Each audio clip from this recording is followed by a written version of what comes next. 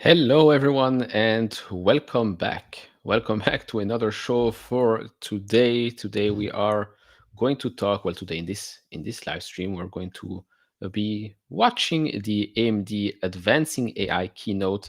Don't worry, we still have 27 minutes until that starts. Probably it's going to be delayed by a couple of minutes as well. Jose is going to join us in a second. So first up, hello again to everyone joining. Hope you're all having a wonderful day. Yes, me again, and the sun is shining right here. It's pretty hot today in Belgium, so maybe that's why I lost connection, because apparently the infrastructure, again with the infrastructure, we don't like it when it's that hot, but we will survive. We will survive. So hello everyone. We are going to go over a couple of things here. My expectations are, I'd say, pretty simple when it comes to what I want to hear later today.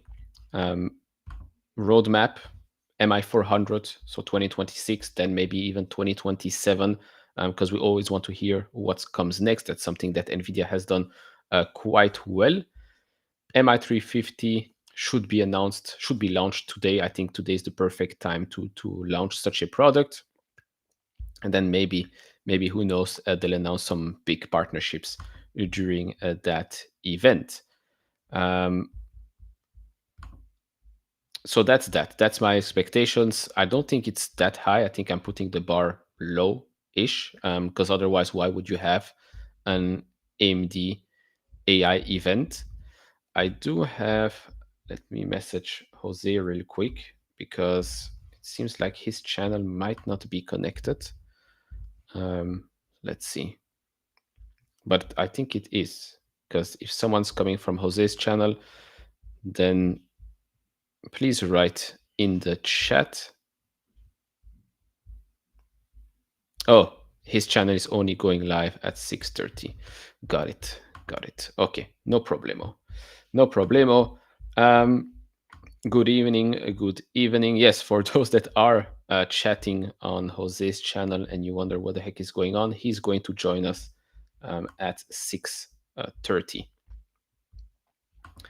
Share your thoughts on United Health. So let me, because I had to move a little bit. So let me just share my screen like this. And I'll also show you the heat map for the day. In the meantime, ask me whatever in the chat below, and I'll do my best to answer most of those questions. What is this? Um, let's see, share screen. Let's show you the heat map real quick. So this is basically what we're working with at the moment. Voilà, let me re-add myself. Wunderbar. So a bit, I'd say a bit better than how we left a couple of hours ago. A bit better, not by much. Google is still down because, why not? um, Google is down.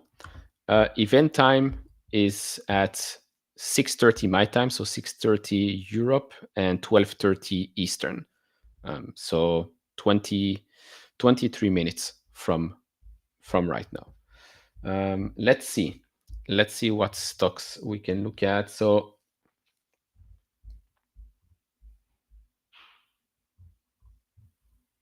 nothing is really red that much other than, I'd say, new holdings is down 4% today.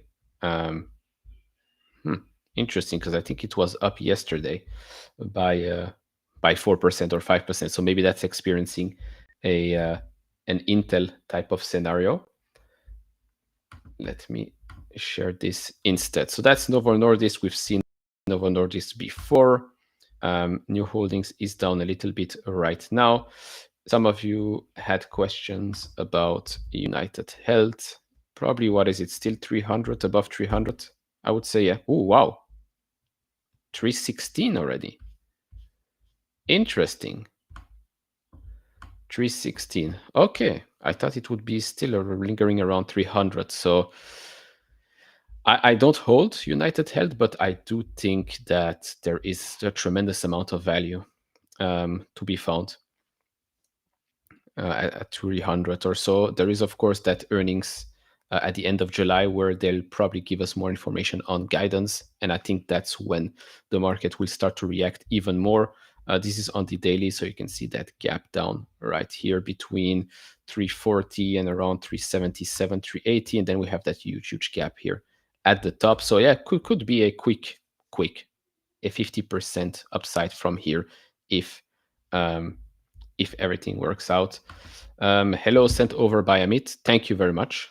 Thank you very much. Amit is more than welcome to join us. Yeah, so the event should start in 20 minutes.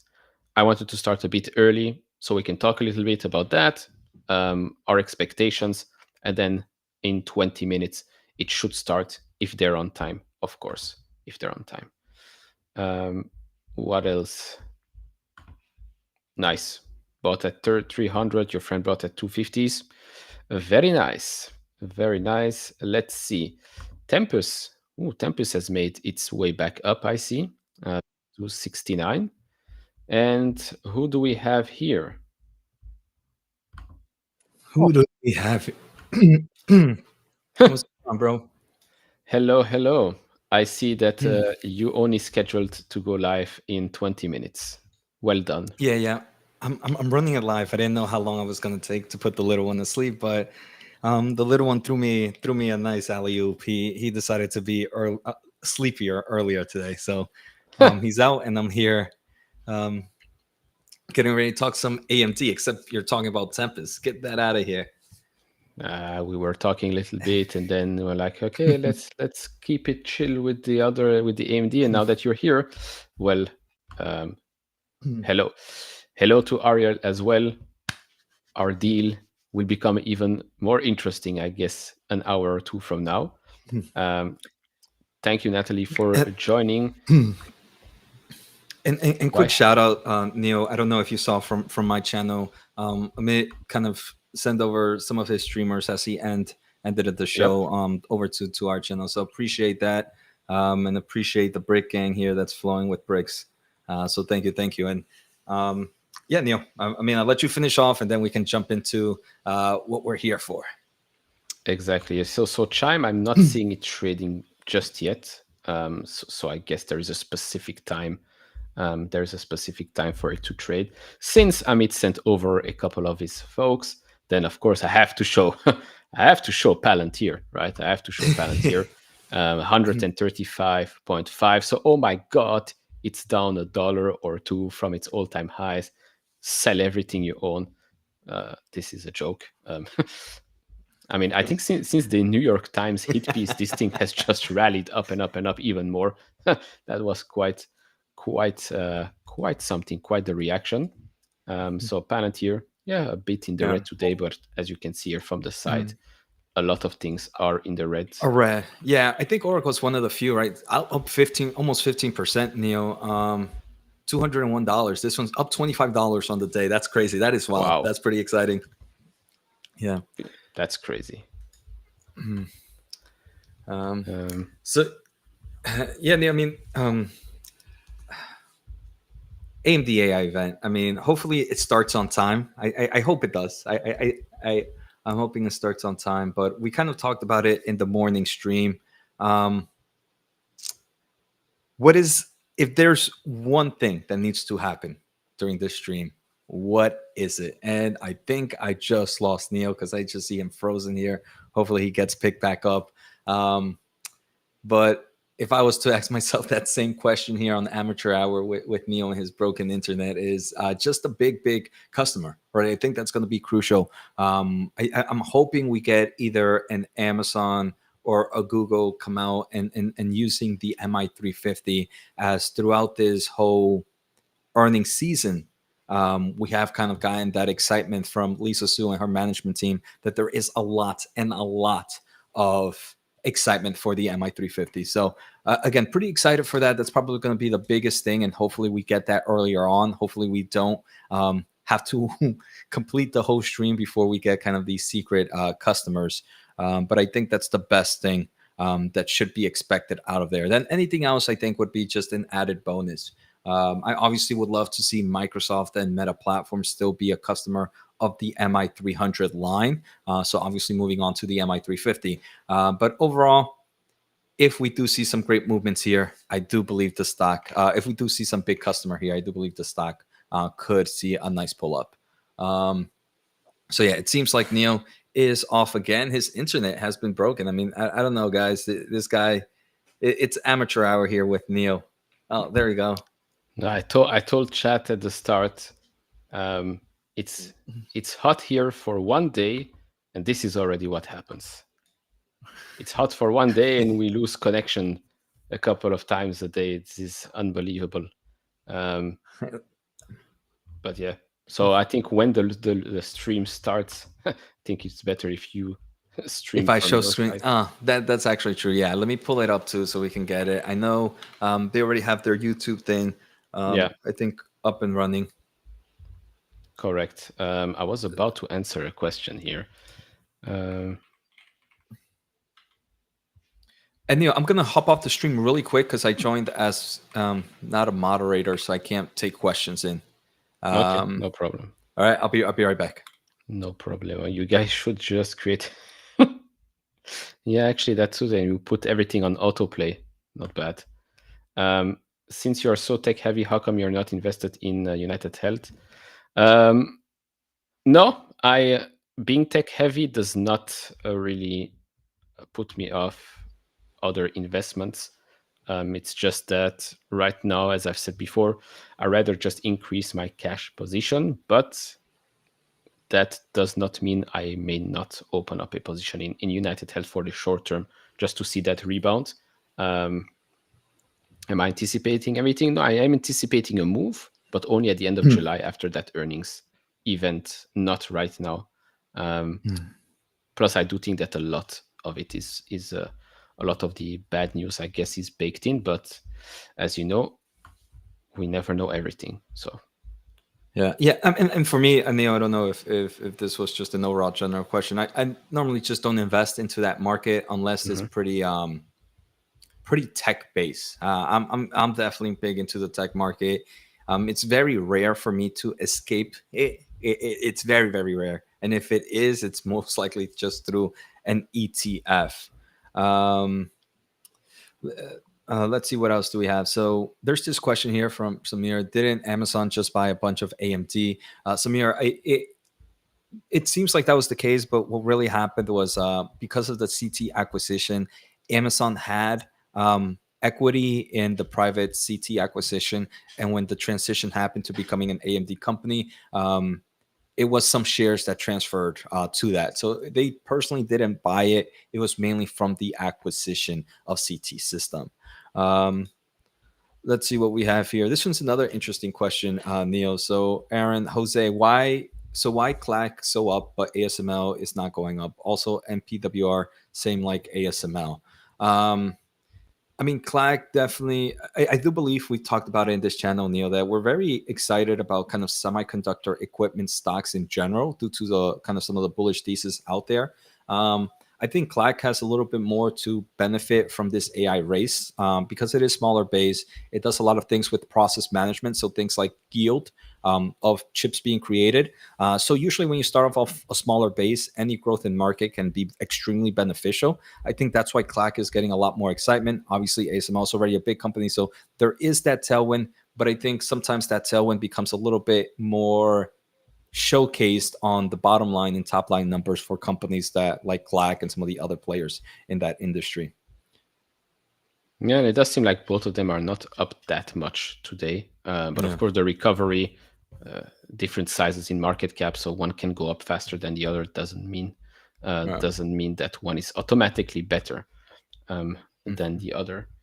Um, Yeah. we had a question here about ASTS. That one is getting a bit Oh, more sorry. attention. Yeah. Yeah, We just bricks. got some more Bricks gang takeover. Appreciate it. Appreciate the support here. And sorry, Neil, I saw you were going to take a question there. Because there was, yeah, because I believe Amit had an episode about ASTS yesterday. Mhm. They had the deep dive. I think he's starting that new series. Yeah. So yeah, I talked about it a year or so ago. I think it was exactly at the same price we're at. God damn it, at the same price as we are today. Stupid pop-ups. Um, a year or so ago. Then it went down. So yeah, right here. Back then, I was not that bullish on the company. I think the price was just way too high, way too expensive. Of course, that came after the stock basically 10x in a matter of a couple of months. Then went back down. Did my video literally. I seems to be at the bottom right here. You can watch that video later after the stream. Look, I like space stocks. I have, of course, a position in Rocket Lab. I'm happy with my position. I would love it if it grows even more and more. AST, of course, is a different type of company. Um, to put it very simply, it might be the competitor, let's call it, to SpaceX, although some might say they're not even competing. Um, which I would agree. Which I would agree because with Starlink, I'd say Starlink has, of course, SpaceX. ASTS does use SpaceX to launch its own products. It's not just using SpaceX; it's using Blue Origin and that Indian one as well. Forgot the name, um, but they also have partnership with way more than just one AT&T or a Verizon or whatnot. Um, Starlink right now, I believe, only has T-Mobile, if I'm not mistaken. Mm. There's also a difference in the type of satellites, the type of frequencies that they're using. It is very interesting. It is very interesting, but as I keep saying, it is still early days. The stock is, of course, worth already 10, $12 billion or so, but it's still early days because we're yet to see really huge revenue generation from the company. That can, of course, change just like that. I mean, just like that, meaning one big quarter after a launch can change things like that. But it's a very interesting Mhm. company that's on my watch list. But that's about it. It is on my Yeah, watch list. definitely, Neil. Not a space I follow too much, but I definitely see the popularity recently with this sector, and I mean, rightfully so. I mean, every time I end up going to I travel to Florida a lot, and the Cape Canaveral area is kind of like the space side of it, and almost every other day, I'm seeing some form of space launch happening. Obviously, I think mainly there is I think SpaceX and Blue Origin. I don't know if some of those other players are in the Cape Canaveral area, but it just kind of showcases the technology that's happening there. For sure, for sure. Yeah. Um, what else? What do we have? Let's see some questions. So, Neil, what do you think? AMD pump or dump? after during this earnings. Usually, right? It's pump before the event and dump after the event, unless you hear something crazy. And I do believe if we hear some major big customer, it could see a nice rally in price action. Yeah, so purely basing myself on the black magic of technical analysis, it seems like we are sitting like just above that 200-day moving average. So any good news could send this stock way up. It does also seem like in the last couple of days we've seen some strength in AMD, but we've seen some strength across the semiconductor industry, right? Maybe in anticipation of a chip export deal. Um, Hmm. but yeah, AMD has of course pumped this event, I'd say. So they better they better deliver with the goods. Because if it's again Yeah. the same thing that we've heard before, I don't think that's going to fly. I think we could go back to the 110 or something like that. Um, if they don't really show us anything new. But I'd be surprised, right? Because why would you have Hmm. such a thing, such an event right now? Also, the timing is perfect for that MI 350. So, yeah, I say pump. Yeah. Yeah. And I mean, especially when we hear commentary like we heard from Oracle yesterday, where the AI demand is just so massive, right, Neil? Um, this is an interesting question. No small. Why does nobody focus on the fact that Starlink uses his AMD's chips? I'm pretty sure they're using most likely some of the embedded market, and I'm guessing as an overall customer, it's not a huge thing. But AMD has talked about how the embedded market continues to see strength in kind of like the aerospace industries, and certain industries continue to be pretty healthy for that. So I think it's just not a big enough customer to really drive force, but it does showcase that there is that excitement for the embedded market. I also saw more recently that Starlink is expanding or wants to build their own or design their own chips in Mhm. the US. You've read something like that. Maybe I'll try and pull it up. Um, let's see. Yeah, And so when you Elon do Musk that, go SpaceX ahead, Neil. to build its own advanced chip packaging factory in Texas. Okay. Yeah. Not and like I said, I think the embedded space and the aerospace is definitely a market that's going to keep evolving. It's just, I guess, individual customers like this are so small that I don't think you'll really see a major move up or down of it. I remember, I think Tesla's chips are used on the infotainment. AMD's chips are used on the infotainment Hmm. of some of the Yep. newer Teslas right now. And crawling puncture here comes into the AMD event, reminding us that Nvidia's the goat. So AMD's intended the MI325X to be a competitor of the Hopper, but it arrived when Blackwell was already shipping, and he's kind of saying that kind of the same thing is happening here with the MI355, where it won't ship until late 2025 at the earliest, when Blackwell shipments will be at their highest all year. Um, I think that's kind of already known. I think the markets though is still somewhat needs some more capacity.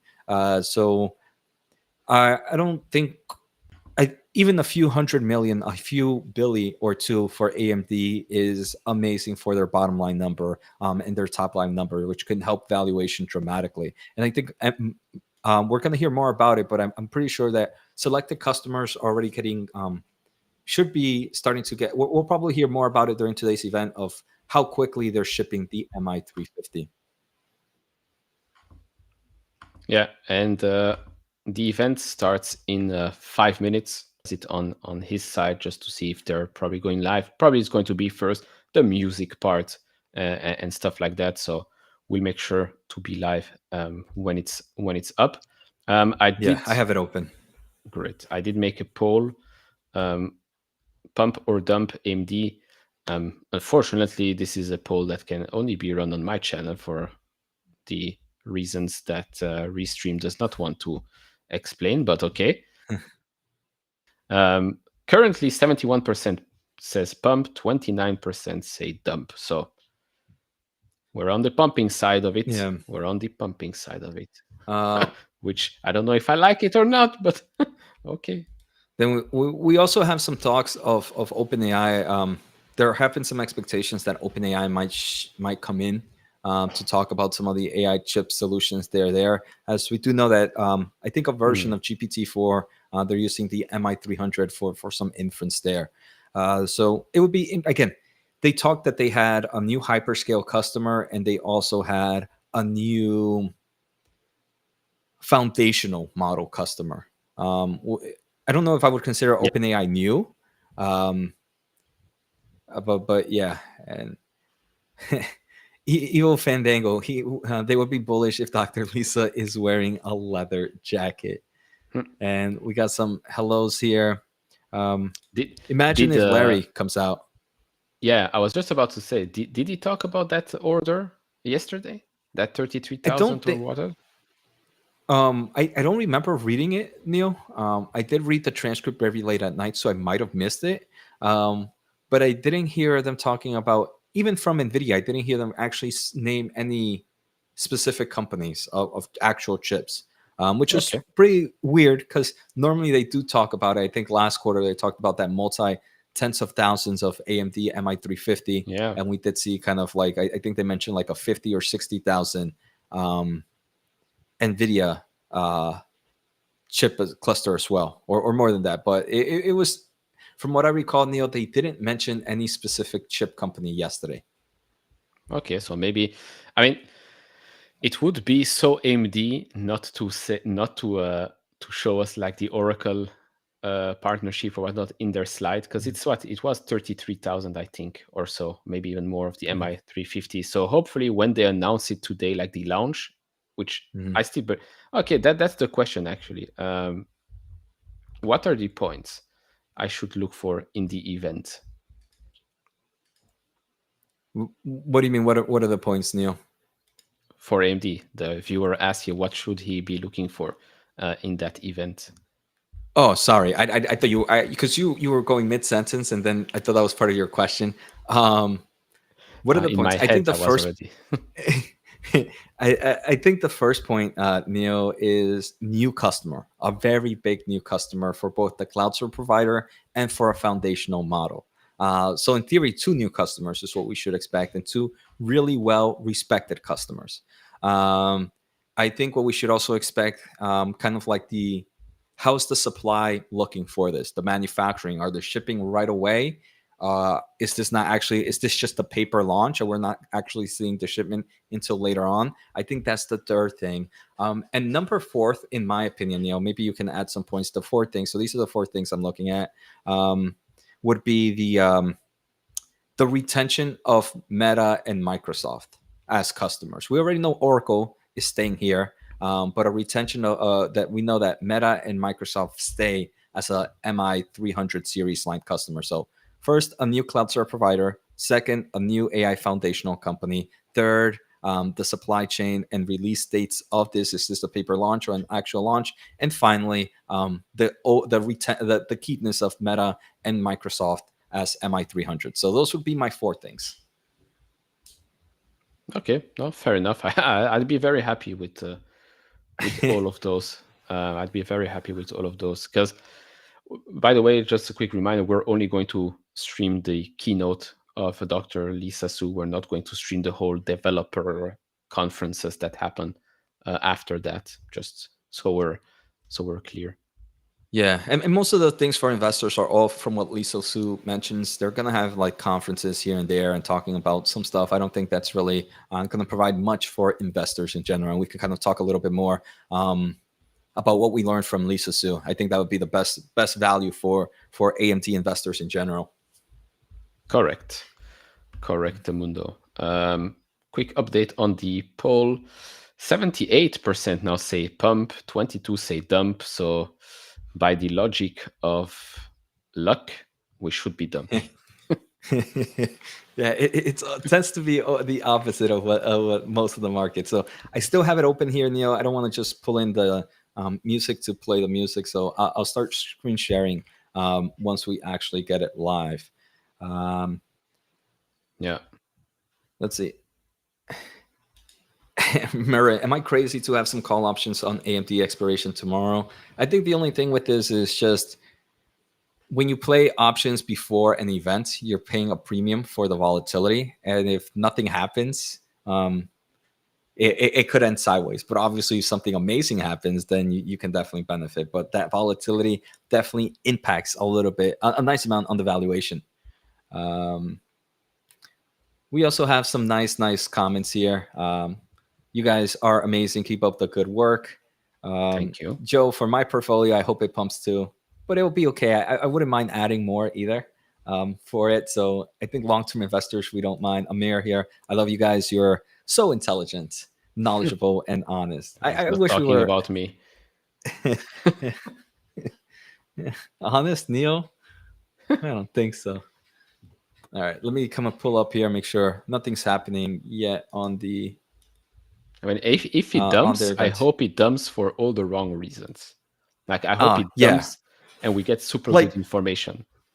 yeah, like if we get those 4 points, Neil, that I mentioned, like if we get the new hyperscaler, a new cloud provider, a new AI model, we get kind of shipping right away, and we get the retention of all customers, and it still dumps. I think this is a long term opportunity. Yeah, no, I Um, agreed. Agreed. um, What is moving?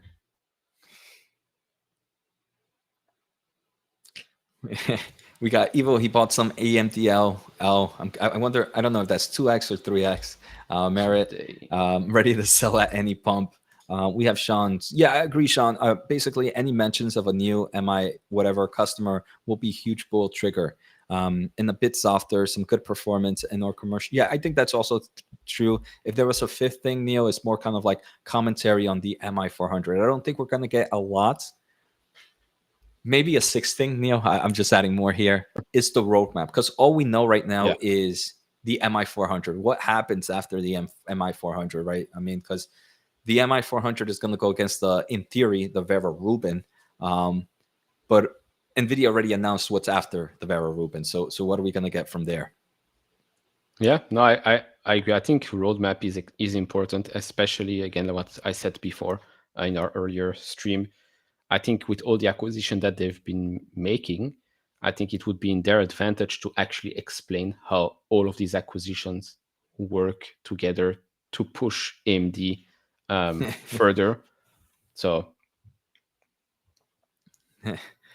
Neo, this is, I guess now you started this trend since this is an AMD stream. Are you going to buy one AMD share?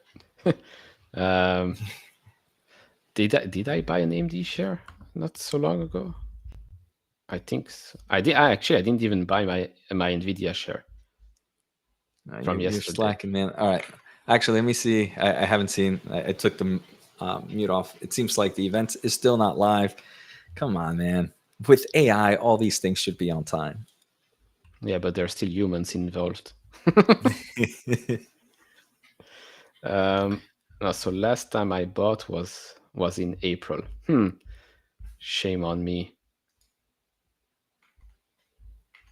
No, but let me first get that one Nvidia. One um, Nvidia guy. Evan is wondering here: does Jose like Nebius as much as Neil? I don't think so, Evan. Um, I mean, I think the top overline bull thesis for AI infrastructure, I think, is very similar though. But I don't know. I went into another player, CoreWeave, instead, and now at these price points, I don't want to enter into either or. Um, You know what's but yeah, crazy? Now with my what's two crazy? shares of AMD, I'm still up 10.5% despite it being so high. um, Uh, yeah, I think this one's gonna be this is gonna be a hated stock until it's not. Um, and I think the it's not is coming a little bit sooner than some might be expecting. so is this event even happening today or what? I don't know, Lisa. Say, Some people are come on, saying it's Lisa. starting. I don't. Yeah. All right. Let me share screen here really quickly.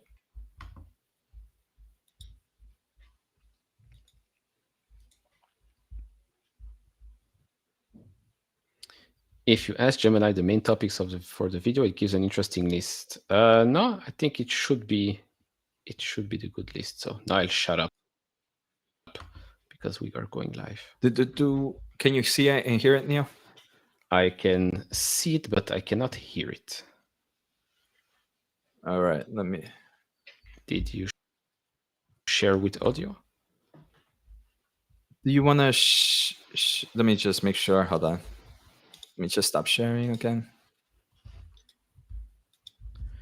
Let's see if we can maybe stream it from the home website. This was my mistake.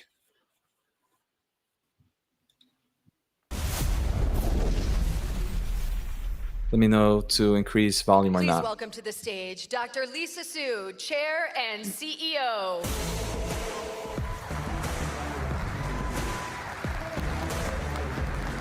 On the YouTube video.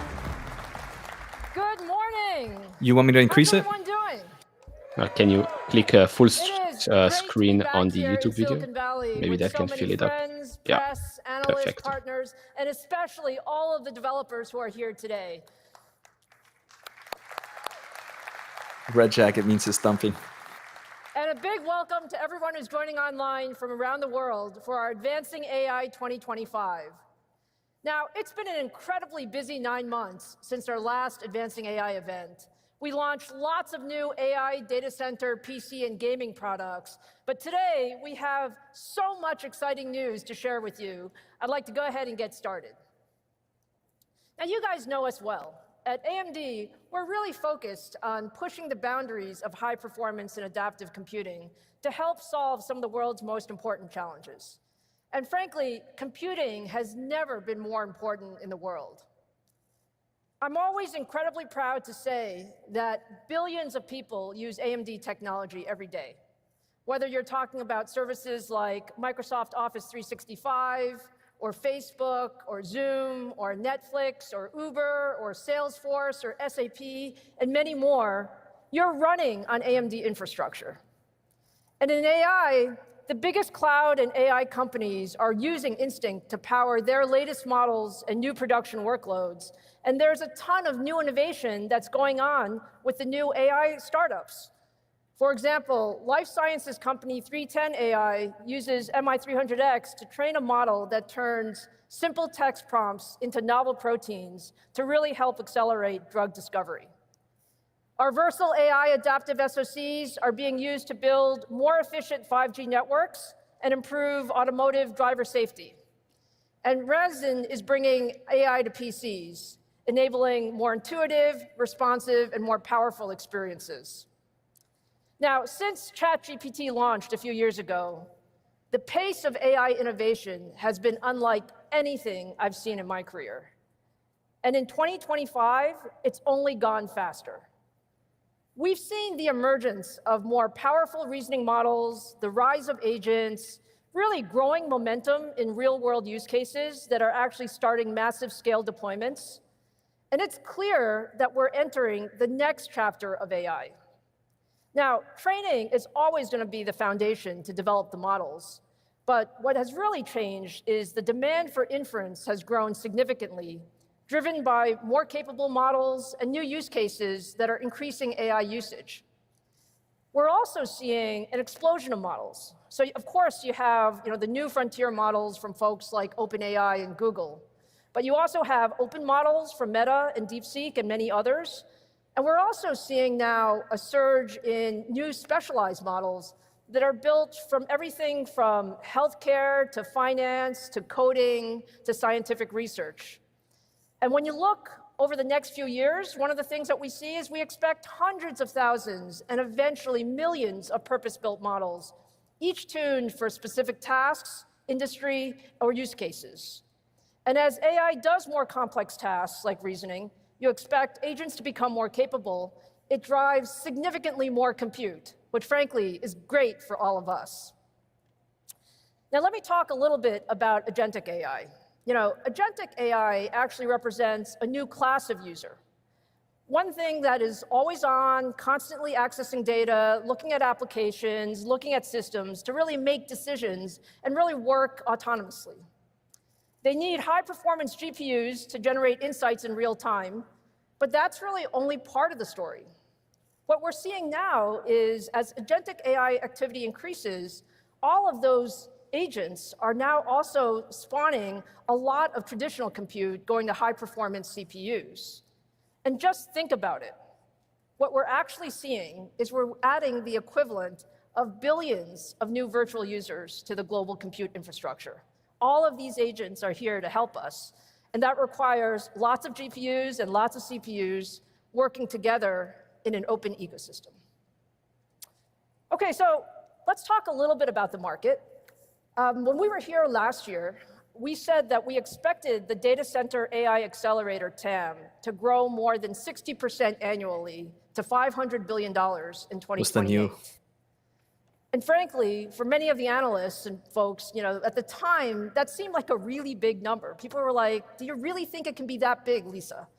And I said, well, that's what we're seeing.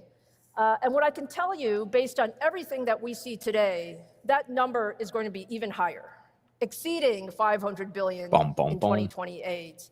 And most importantly, we always believed that inference was actually be the driver of AI going forward. And we can now see that inference inflection point.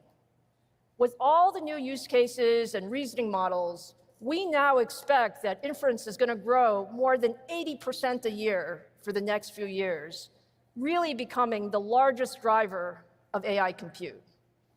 And we expect that high-performance GPUs are going to be the vast majority of that market because they provide the flexibility and programmability that you need as models are continuing to evolve and really algorithms are moving so fast. You want that programmability in your compute infrastructure. Now, the other thing that we see is AI is also moving beyond the data center, from intelligent systems at the edge to PC experiences.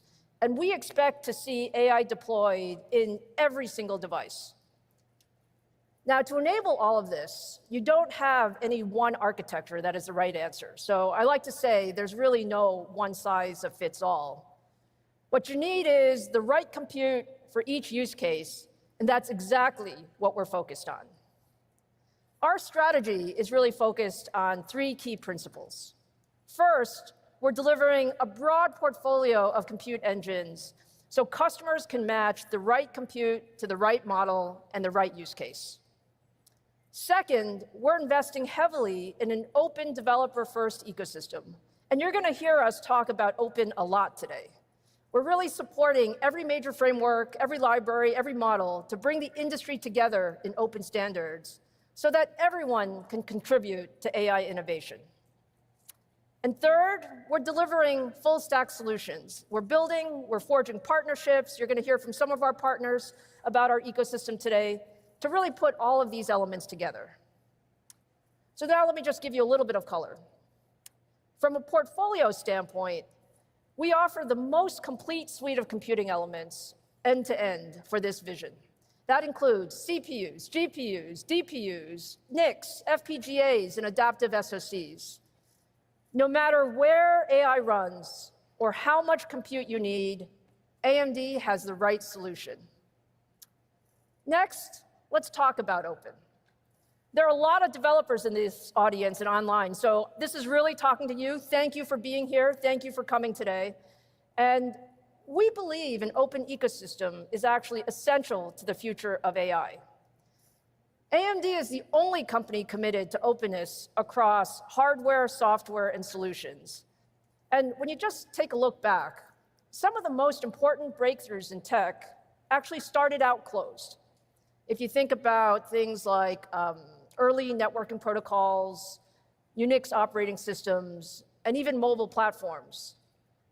But the history of our industry shows us that time and time again, innovation truly takes off when things are open. Linux surpassed Unix as a data center operating system of choice when global collaboration was unlocked. Android's open platform helped scale mobile computing to billions of users. And in each case, openness delivered more competition, faster innovation, and eventually a better outcome for users. And that's why for us at AMD, and frankly for us as an industry, openness shouldn't be just a buzzword. It is actually critical to how we accelerate the scale, adoption, and impact of AI over the coming years. Now, we also recognize that these AI systems are getting super complicated, and full-stack solutions are really critical. So to deliver full-stack AI solutions, we've significantly expanded our investments over the last few years, both organically and through strategic acquisitions and investments. We're very happy to say that we recently closed our acquisition of ZT, giving us new capabilities in rack and data center scale design that are becoming extremely useful for what we're doing next. And we've also strengthened our software stack, acquiring leaders like Nod.ai, Mipsology, Silo AI, and in the last several weeks, we announced adding the Brium and the Lamini teams to AMD. And we're also investing broadly in the AI ecosystem. Over the last year, we've actually done more than 25 strategic investments that have been a great way for us to build new relationships and also support the AI software and hardware leaders of tomorrow. So let's talk a little bit about customers. We have tremendous momentum in the data center. Since launching in 2017, EPYC has transformed the data center. Today, EPYC is trusted by the world's largest cloud providers and businesses to run their most important workloads.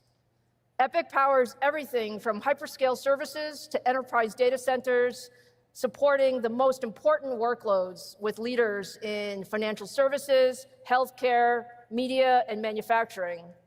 And our momentum is just accelerating. We exited the last quarter with a record 40% market share, and we believe with AI and high-performance compute, there's a lot more room for us to grow. In AI, MI250X and MI300A enabled the exascale supercomputing era. I'm very happy to say, actually this week, there was a new top 500 list that was released, and AMD powers the 2 fastest supercomputers in the world, so that's pretty cool. And thank you.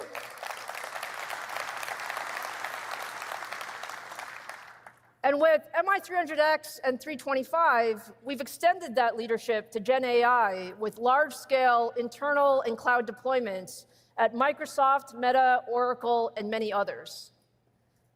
And I'm happy to say we've added a lot of new Instinct customers in the last 9 months. Today, 7 of the top 10 model builders in AI companies are using Instinct in their data centers. I see XI, Leaders like Tesla. OpenAI, Meta, xAI, and Tesla.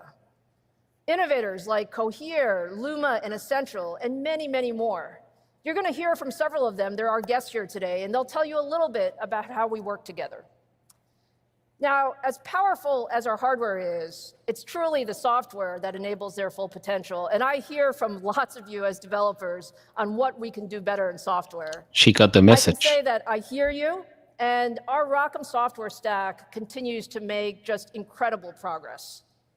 We're really focused on broadening the coverage for AI models, accelerating the pace of our releases, and really setting a North Star of a developer-first mentality with ROCm. When you hear me talk to our engineers, what I say is it is all about the developer experience. It's all about what you guys say. And this is our guiding principle. So you're going to hear a lot about that from Vamsi today. And then for those of you who are going to be able to stay with us this afternoon, we have a ton of developer content to just show you how you can really use AMD and ROCm. Now, to give you some perspective about what it's like to use AMD, I'd like to bring out my first guest. One of the newest partners who is running Instinct in their production environment is xAI. And here to share more, please welcome Xiao Sun. Imagine if it was Elon Musk. I was going to say that. Hi, I was like, How she are you? mispronounced Elon. Good. How are you? We have a decent audience today. What do you think? Oh, that's a great audience. Xiao, we are super excited about the work that we are doing with xAI. You know, you guys are really at the forefront of developing state-of-the-art AI models. You're going super fast. Can you share a little bit about what your team does and how are you managing all this? Sure. Yeah, at xAI, we have a very small team, and then we're moving very fast, and we're following first principle. Basically, we are advanced like a Grok family models, and then for maximum truth seeking. And to have that, we actually, basically need to go with the first principle thinking, which is like we always challenge like status quo, and we also always ask questions like why the things have to be done like this, and could we do it better? And yeah, we also apply that into like our computer infrastructure, which is very important for us.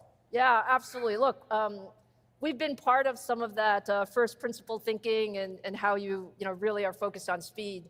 Look, we're super thrilled of the work that we've done together on MI300X at XAI. I asked you guys to give us a shot. Can you talk about how you're leveraging the MI300 infrastructure? Like, how has it worked? How did it come up for you? Yeah. So if I use one word, right, that word is basically effortless. So as I mentioned— Can you say that word again? Yeah, indeed, it's effortless to use AMD GPU in our product. So as I mentioned, we are a very small team moving very fast. So for us, right, the most valuable resource is engineering time, right? So the opportunity cost is immense, right? So with your team's help, we basically can, do not need to like spend too much time, basically just few of us engineers and your team, we successfully push one very important product, Grok family model into product. And I remember, when we first started collaborate together, right? I look at, there's a meeting on Friday. I say, is this very important? Can we just meet now, right? So after that, your engineers adapt to our pace. So I always get like a phone call at like 9 p.m. or midnight, And then my partner was like asking me like, who is calling? I was like, a vendor calling to ask about some question in kernel. And he's like a violinist, so he's like, that almost never happened in the orchestra. And what is kernel? Yeah. So because of that, we collaborate very closely, and then we can actually, in few months, we can push something, into product. That's really impressive. Well, I've been impressed because our engineers are always reporting to me, where are we on the Grok model performance, and you guys have moved super, super fast. So, Xiao, the other thing is we're talking a lot about open ecosystems, and I know that you guys are a strong believer in open ecosystems. Can you talk a little bit about how ROCm and all of those community efforts have actually helped you? Sure. So as you know, right, our inference structure is based on SGLang, which is like an open source, very popular open source platform. And also the major contributors and authors are also in XAI. So while they are advancing, most optimized inference system, they also contribute a lot to the open source community. We upstream, all innovations to SGLang public repo. And at the same time, we also benefit a lot from the open source community, right? They find bugs, they fix the codes, and then we merge that into our like a production infra. And that really helps a lot. I think it's very essential, and we will continue to commit to contribute and work together with the open source community. Yeah, no, that's great. I think the SGLang progress has been just a great example of how fast things go. So look, I know you guys are always moving ahead, and I have a lot of products to talk about with this audience today. Can you share a bit about your perspective of our collaboration, and like, what are you excited about? What do you think about MI350 series and just all the work we're doing together? Sure, I'm actually very impressed by your yearly cadence about the new hardware. Thinking about the future, right? I think we will continue to go back to first principle thinking. I mean, you are a pioneer also in semiconductor, so you know that what essentially we're doing is basically like a fancy waterworks here, except that it's not a water molecular. So we're basically manipulating like electrons, right? Like we pump the electron in very high energy level, and then we guide it through the the channel of transistor to the gate of transistor, and then dissipate it to the ground, right? This is how we do compute. But I think that this is not the end of it. This is the start of it. There are a way to do it like probably 1,000 or if not 1 million times more efficiently. And also on our side, right, one way of thinking about the computer is basically compression of data, right? The data is like all the text a human has ever written. And I think now and in future will be like all the realities, all the truths in the world.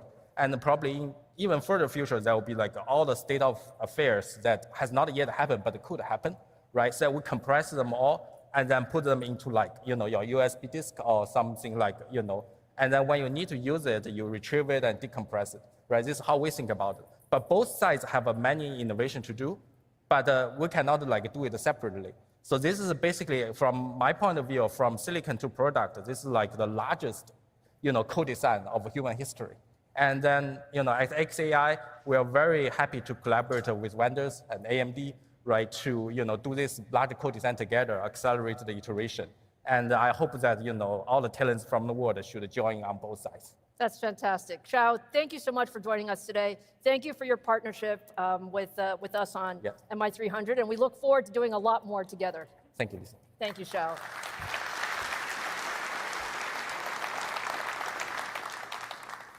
Well, look, we have a full lineup today of new announcements across hardware, software, and solutions. So let's go ahead and jump right in.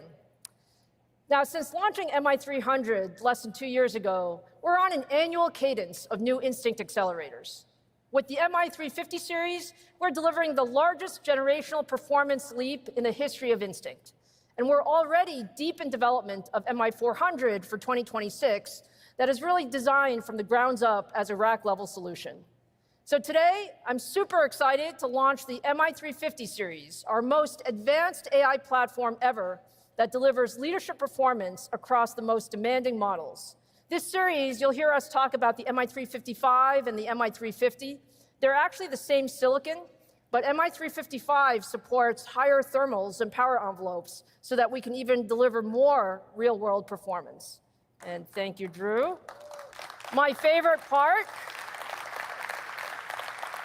Here is MI355. This is our flagship product, and I'm showing this to you. It's powered by our latest 4th-gen Instinct architecture. It supports new data formats like FP4. It uses the latest HBM3E memory, and it has 185 billion transistors across 10 chiplets, all integrated with our leadership 3D packaging. So what do you guys think? Okay, 1 down, 5 more announcements to go. Look, the MI350 series delivers just a massive 4x generational leap in AI compute to accelerate both training and inference. With an industry-leading 288 gigabytes of memory, we can now run models up to 520 billion parameters on a single GPU. The MI350 series also uses the same industry-standard UBB8 platform as MI300 and MI325. This is actually really important because it actually makes it super easy to deploy MI350 series into existing data center infrastructure. Now, if you look at the specs compared to the competition, 355 supports 1.6x more memory and delivers higher flops across a wide range of AI data types. And especially if you look at FP6 and FP64, we're double the throughput. Now, what does that mean? That means that you have leadership performance at both ends of the spectrum, whether you're talking about leading-edge AI models or large-scale scientific simulation or engineering applications. Now, at the platform level, an MI355X server has massive memory capacity and compute relative to the competition.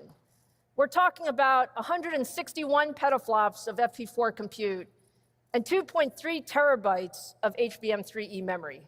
And we have it in both air-cooled and liquid-cooled configs, giving customers the flexibility to meet their specific thermal, power, and density needs.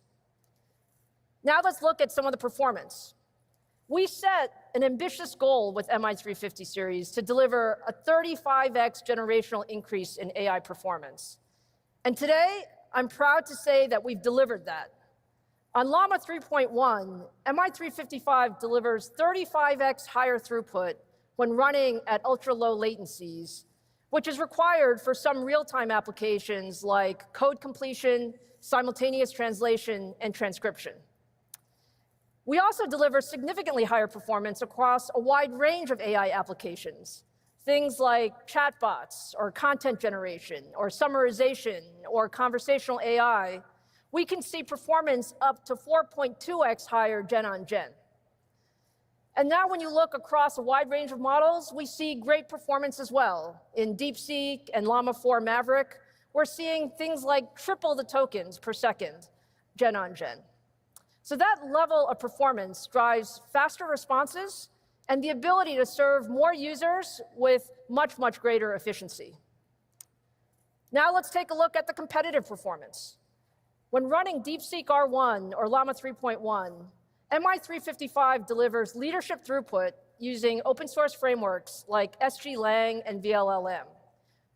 We're generating up to 30% more tokens per second compared to B200, and actually matching the performance of the significantly more expensive and complex GB200, even when the competition is using their latest proprietary software stack. This is actually pretty cool, because it tells you a couple things, right? It first says that we have really strong hardware, which we always knew, but it also shows that the open software frameworks have made tremendous progress to the point where they are outperforming a closed vendor-specific ecosystem. And when you combine all of that performance with lower CapEx, what we're seeing is MI355 can deliver up to 40% more tokens per dollar than competing solutions.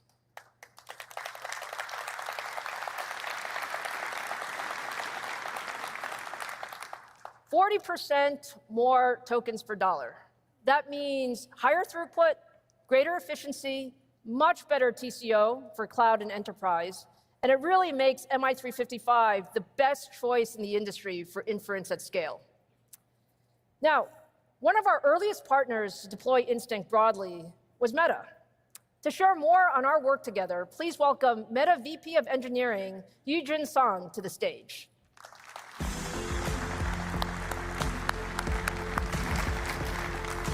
YJ. Thank you for having me, Lisa. Hey, thank you so much for being here. We're so excited about the work that we're doing together.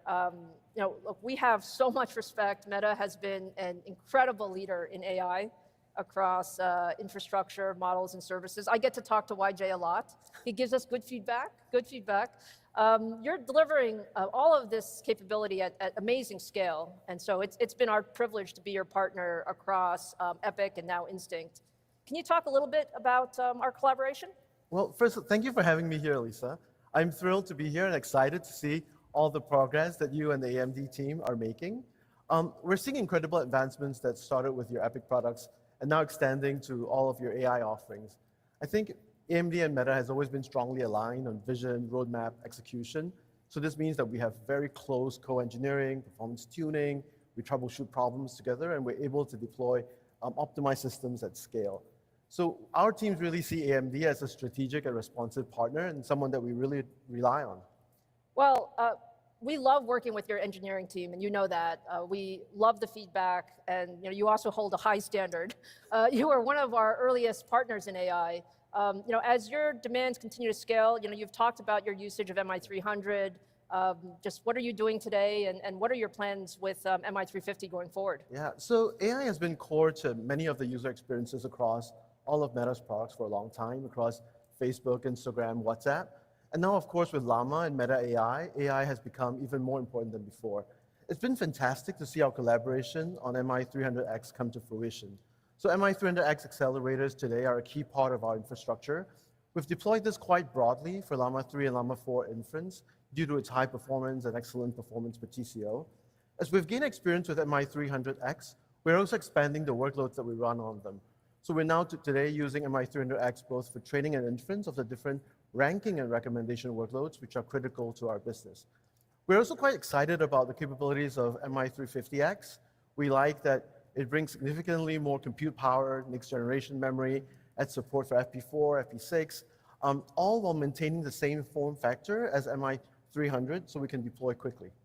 Thank you, YJ. Thank you, by the way, for your trust. I know that to deploy us on more workloads requires effort on both sides, so we really appreciate that. Meta's really been a leader developing frontier models. If you think about AI across all of your applications, tell us a little bit about what you're seeing. You're like at the front there. What are you seeing in applications? What are you seeing in your compute investments? Yeah. So I think the AI work at Meta that gets the most attention is probably the Llama models. Now, we are committed to developing frontier models with our Llama efforts, But that's really just the tip of the iceberg. We're seeing growth of AI workloads across all of our different products. AI is not only improving our existing products, but also allowing us to develop entirely new products. All of this is driving investments in compute infrastructure at a scale that's quite unprecedented. We're building data centers and filling them up faster than I've ever seen. Our entire infrastructure team is sprinting to ensure we have the capacity to build the next great AI models and then take advantage of those models to deliver value to our users. The result of this incredible capacity buildup is that we really care about perf per TCO and making sure that we get the best bang for the buck for our investments. Well, we've been part of a few of those sprints, just a few. So YJ, we've also worked very closely on the software side. PyTorch, ROCm, the open hardware environment. Like, how do you think about open in your strategy? Yeah, so I think our collaboration has spanned both software and hardware for many years at this point. I think most recently, since 2021, we've partnered closely to enable ROCm through PyTorch to ensure that developers can leverage AMD GPUs with PyTorch's ease of use right out of the box. Thank you. Beginning last year, we've worked closely on improving ROCm's communication library, Rickle, which is critical for AI training. We really appreciate that partnership, by the way. So us too. Beyond PyTorch, Meta contributes heavily to the open source community. An example here is the work on compiler frameworks such as Triton, which allows us to write code once and then run on different accelerator families. Now, of course, we also collaborate on optimizing Llama models to run well on AMD GPUs. Operating at scale also requires that our accelerators, the accelerators that we buy, be compatible with our network and data center infrastructure. Here, we rely on our common infrastructure hardware racks to be the integration point between our accelerators, the network, and the data centers themselves. This is one of the reasons why we've been able to introduce MI300 into our production environment so quickly. Yes, no, absolutely. I think the OCP work is fantastic. Look, we're super excited about our partnership, everything that we're doing together, and it feels like we're just starting the ramp of MI350. Yeah. But in our business, we're always talking about the future. You guys are always asking us what's next. Absolutely. I'm actually going to preview MI400X a little bit later in the show. So can you just talk about where you see AI going in the future, and how does that shape what you need from partners like us? So AI is driving massive growth in infrastructure demand. But actually, it's not just about the size of the demand or the amount of capacity. The type of workload is also changing very rapidly. As an example, not so long ago, as an industry, we were very focused on pre-training. Yes. But towards the end of last year, we start to see the emergence of test time inference and reinforcement learning and other new workloads that demand huge amounts of computation. We also start to see the rise of mixture of expert models that place high demands in network interconnection speeds and the performance of the collective communication primitives we just talked about. And beyond generative AI, we are also finding that our recommendation systems are also getting more complex. The direct implication of these rapid changes is that Meta and AMD will have to work even more closely together to define our accelerator and network roadmaps for the future. I can't wait to hear what you're about to share. Well, you know everything I'm about to share, but I will say that I do remember sitting in your office and asking you, so YJ, tell me what's going to happen when the workloads, and you're like, well, be flexible. That's absolutely true. Thank you, YJ. Thank you. We really, really appreciate the partnership. Yeah. It's wonderful working with you and the entire team, and thank you for all that we're doing together. Thank you.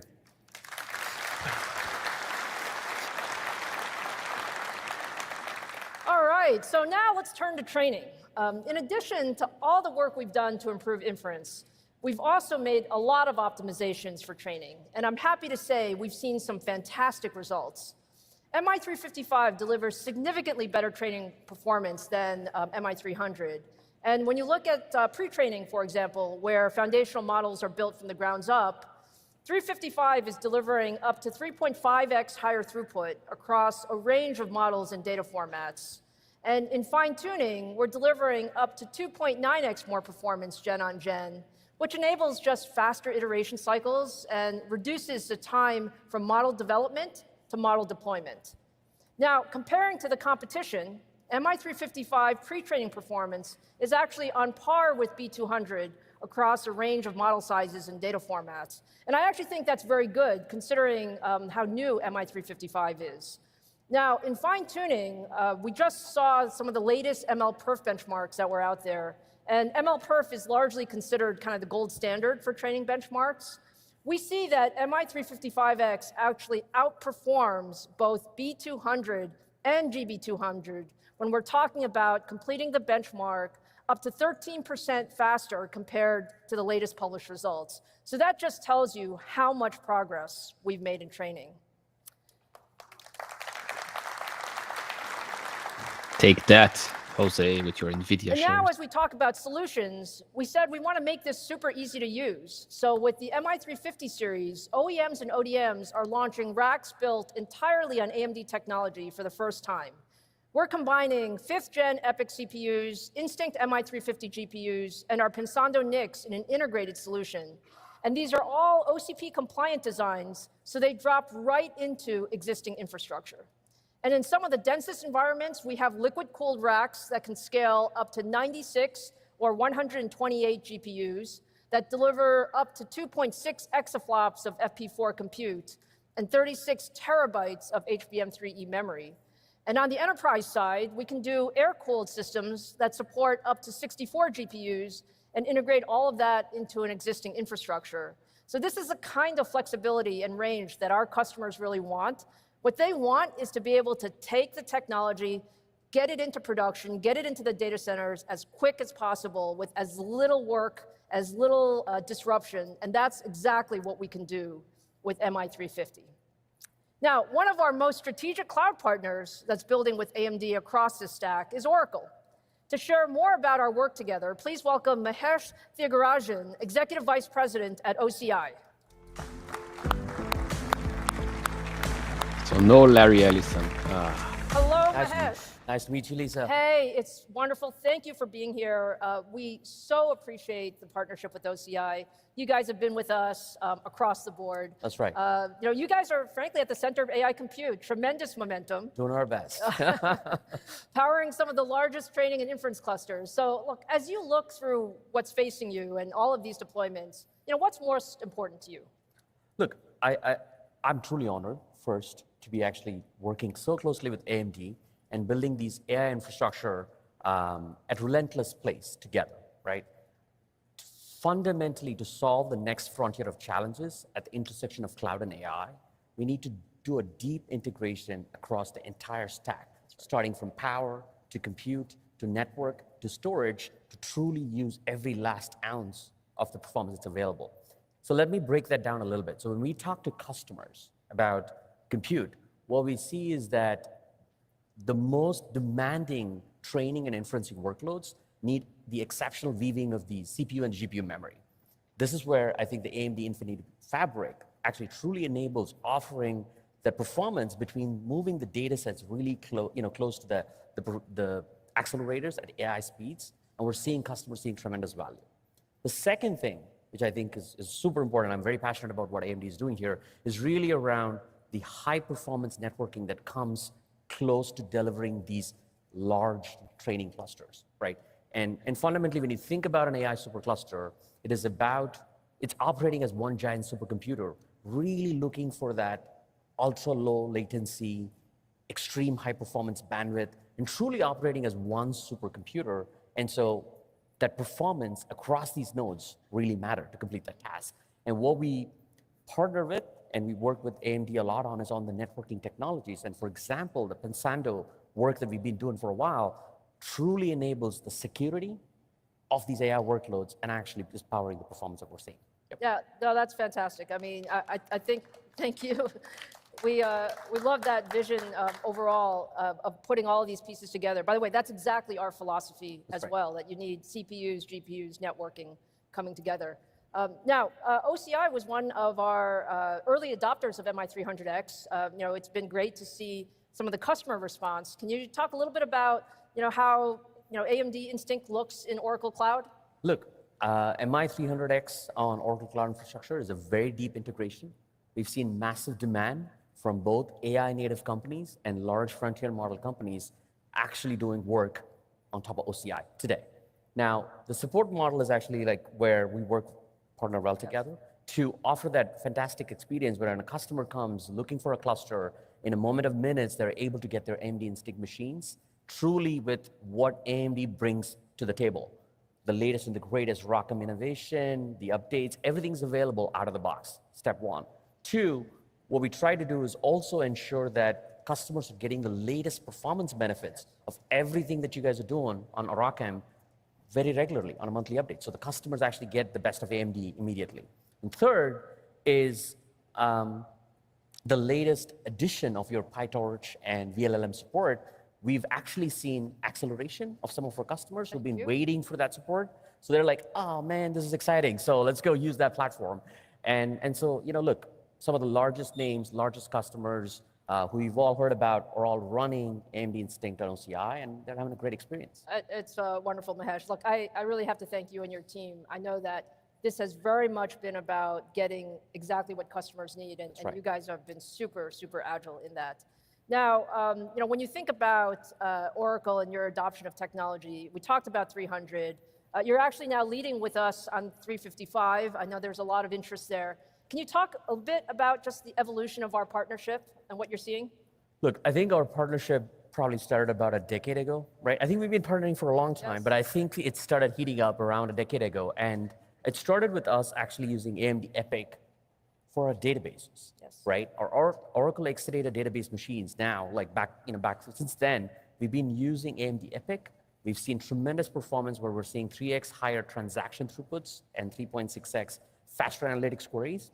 And the great news about that is that's actually available not only on OCI, but on premises, other cloud partners that are actually supporting Oracle databases, including our latest Oracle Autonomous Database. So it's everywhere. And then, you know, something that's very personal to me is our Pensando partnership that truly enables a hardware-based network virtualization in our entire cloud, which is a fundamental unique innovation that offers security and high perf for every customer that runs on OCI today. And that's with AMD. And obviously, you know, 18 months ago, we did the AMD Instinct partnership. Lots of customers are growing. And, you know, we think there's tremendous demand. You know, we project about a 10x growth over the next year, really trying to drive the AMD Instinct platform on OCI. And the most exciting part for me is that we're announcing our partnership on MI355, truly bringing the latest out to the cloud with support for Zettascale clusters. But I think in a couple... By the way, did you guys hear that? Support for Zettascale clusters? So I'm truly excited about that because I think when I talked about that deep integrated compute network storage, we're going to support AMD MI355. And more importantly, we're actually going to go live in a couple of months with over 27,000 GPUs in a single cluster available on OCI in 2 months. That's fantastic. Thank you. Now, I'm asking everybody here, this is also about the future, and you know, Oracle has actually been leading on this concept of building gigascale data centers, and we're talking about what we have to do from a system standpoint. Tell us what it means to build gigascale data centers and how we can participate in that. Yeah, no, look, I'm an infrastructure nerd, so I'll talk about power or start. Look, gigawatt scale, I think if you talked about this phrase 2 years ago, everybody would have been like, what are you talking about, right? It's insane. But I think the biggest challenge that we see is still power. Power is a fundamental bottleneck that still exists and the speed at which we can build them. But I think Oracle's partners come here, where we've been a big partners with all of the utilities and other businesses and industry verticals. So that has actually been very helpful. And second, we're making investments in sustainable energy, be it green energy around geothermal, wind, solar, and we're also looking at new small nuclear reactors that can power this. The second thing is about time to market. One of the things that OCI pioneers in actually bringing our cloud infrastructure in like 3 racks. So we spend a ton of time tuning time to market. And second, bringing that price performance value to our customers. And for me, today we're operating at over 100 regions, so we're able to reach a far-reaching audience.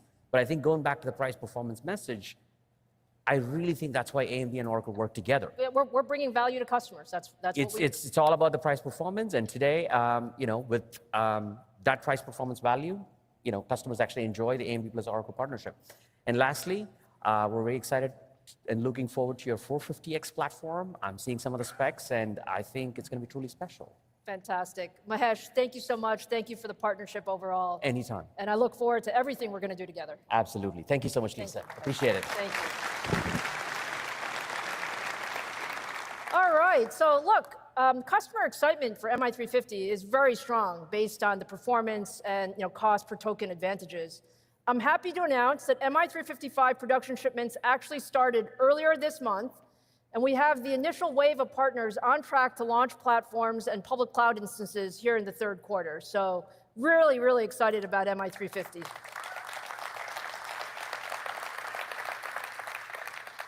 Now, another important focus for us is sovereign computing.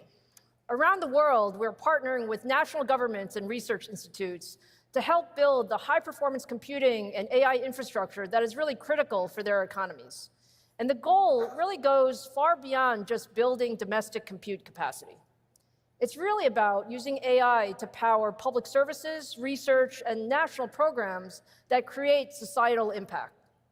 To get there, governments are actually prioritizing resilient infrastructure. They want open standards, they want flexible architectures, and they want a diverse ecosystem of technology partners. Today, we have more than 40 active engagements globally powering critical public agencies, national computing centers, and sovereign AI activities. From the world's fastest supercomputers in the US, to the rapid expansion of high-performance computing across Europe, Asia, and the Middle East, to a wave of sovereign AI deployments around the world. This is a growing part of the market, and we are increasingly spending more time helping nations build their computing strategy and infrastructure. One of the best examples of our progress is in Europe, with our Silo AI team. Silo is our AMD AI lab, but they're also a solutions factory collaborating closely with governments, industries, and research institutions to develop models and applications aligned with national priorities and optimized on our hardware. Silo is working across Europe, collaborating with companies like Allianz, Nokia, Philips, and Unilever, advancing open multilingual LLMs with the European Commission, and pushing frontier model research on the AMD-powered Lumi supercomputer. They're also playing a very important leadership role in the open source AI community, contributing to models and partnering with leading AI innovators like Aleph Alpha, Mistral, and NXAI. Now, another extremely exciting example of our sovereign efforts is our work with Humane, a new company with an ambitious vision to build advanced, locally developed AI in the Middle East. To share more about our work, please welcome Tariq Amin, CEO of Humane. Good morning, Lisa. Hello, Tariq. Good morning. Good morning, everyone. It is great to have you here. Thank you so much for joining us. We're so excited about our partnership together. Well, first of all, thank you very much for inviting me here. I don't need to tell you this, but AMD is really an important partner for Humane, important partner for Saudi Arabia, and also important partner for the entire larger ecosystem of AI companies. Well, look, you guys are on an exciting mission. I had the pleasure and honor to be with you in the kingdom just last month, and the vision that you're laying out, launching Humane, it's such an important moment for the kingdom and just taking sovereign AI to the next level. So can you share with us, just tell me about our vision, your plans, everything. So Lisa gave me 4 minutes. By the way, this is the biggest challenge. This is the biggest challenge I have.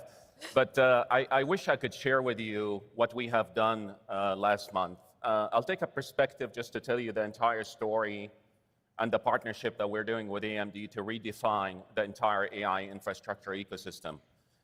In the US, I had the opportunity to build digital infrastructure across 22 cities. I moved to India, where I learned how to scale things. I moved to Tokyo, where I built technology that was in a research paper, realized it, and the story gets completed with Humane. Humane and Saudi Arabia came together through the consolidation of various enterprises in the country, and also one government entity that was developing large language models. Our obsession is about disruption via technology. The way we pick partners is not based on what I call transactional selections. When we met Lisa and her team, we really hit it off because we both agreed that we're gonna co-own the outcomes. It was very, very important that co-owning the outcomes and having a skin in the game, taking a risk to build something that is good for humanity was a very, very important mission. So today, in front of all of you, though we've talked about this, the announcement about the joint venture with AMD, I am really thankful for your support for what we need to do. But I want to give you a glimpses of what this really means. We are committed and when we looked at the advantage of what Saudi Arabia could really do, by 2030, the deficit in power is estimated to be around 100 gigawatt. No matter what you do, you will still need power to build the capacity that we need for AI. This is an added advantage that we thought we could really help and we could participate into this AI global ecosystem. We have an abundance of land, an abundance of power, a mixture of renewable as well as traditional energy, and a really very young society that is hungry to learn. So we thought this could be great. Our commitment for all AI developers and AI companies, what if we reduce your cost of ownership by 30%? From whatever you could achieve as the lowest worldwide cost, I'm committing to make that together with Lisa, the lowest sounds like cost. a good commitment. So we're really, really happy. This is a game-changing moment. We're really privileged that this joint venture is going to be a game changer.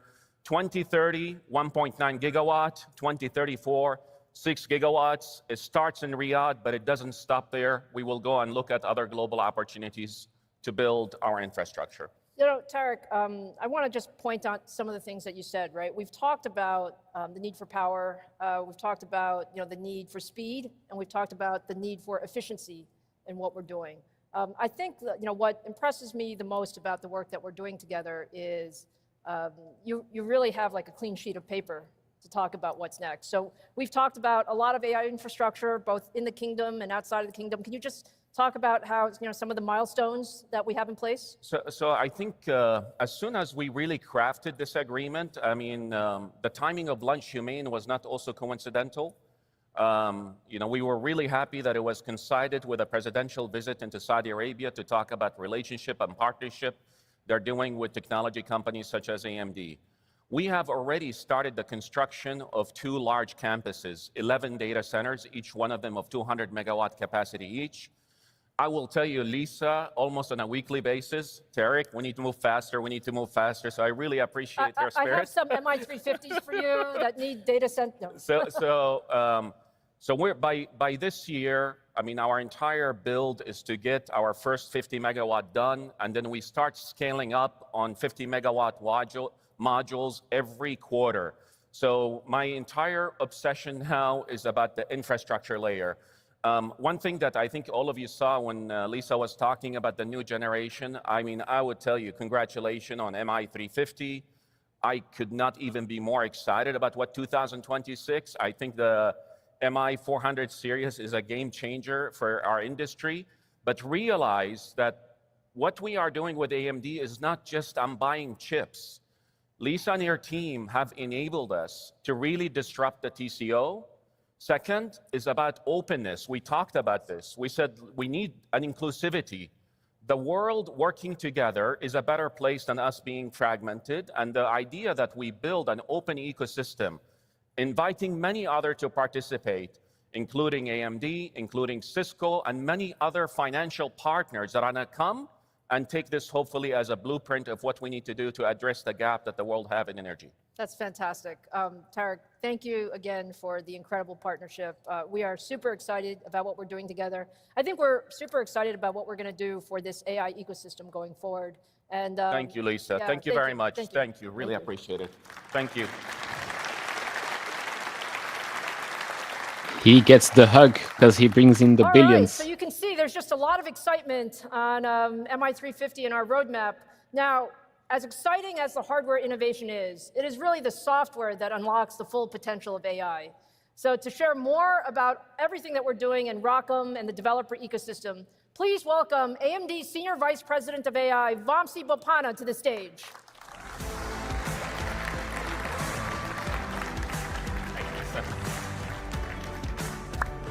Thank you, Lisa. Good morning, everybody. AI innovation is advancing at an unprecedented pace, reshaping compute and redefining what's possible. Our vision for ROCm is simple: to create an open, scalable software platform that unlocks this AI innovation for everyone, everywhere. And over the past year, we made tremendous progress realizing this vision. By partnering deeply with the open ecosystem, we are delivering a credible alternative that the industry can trust. ROCm is now powering AI platforms at scale, delivering some of the most demanding workloads on the planet.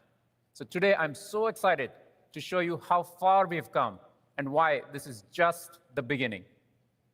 Now, last year, around this time, we were super focused on delivering leadership inference performance to our largest customers.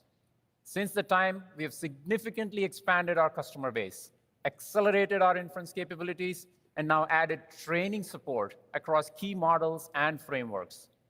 We have been relentlessly focused on what matters most, making it easy for developers to build with better out-of-the-box capabilities, easy setup, more collateral, stepping up community engagements.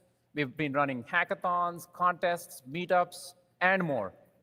And our customers are deploying AI capabilities at unprecedented pace. And that's why we've significantly accelerated our release cadence. New features and optimizations are now shipping every 2 weeks. Leading models like Llama and DeepSeek work on day 0. We've also responded to asks from the community for more industry benchmarks, starting with inference, and now for the first time just last week, we've demonstrated leadership training performance at MLPerf. Our collaboration with the open source community is deeper than ever before. Over 1.8 million Hugging Face models now run out of the box on ROCm. PyTorch now has a performance CI in addition to functionality. We've added VLLM, SGLang CI pipelines on our latest hardware. A great example of our collaboration is the work we are doing with Triton. After achieving functional enablement last year, we've been laser focused on delivering performance in recent releases. And now, in the last year, we've added significant support for JAX. With libraries like MaxText, we're seeing increasing adoption of JAX in our lead training engagements. Now, as we look ahead, the world of AI never sleeps. The pace of innovation is only accelerating at every layer of the stack, from hardware to algorithms to models and applications. And all of this is happening at scale. Our customers continue to need feature velocity and performance gains to stay at the forefront of AI. So today, I'm super proud to announce ROCm 7.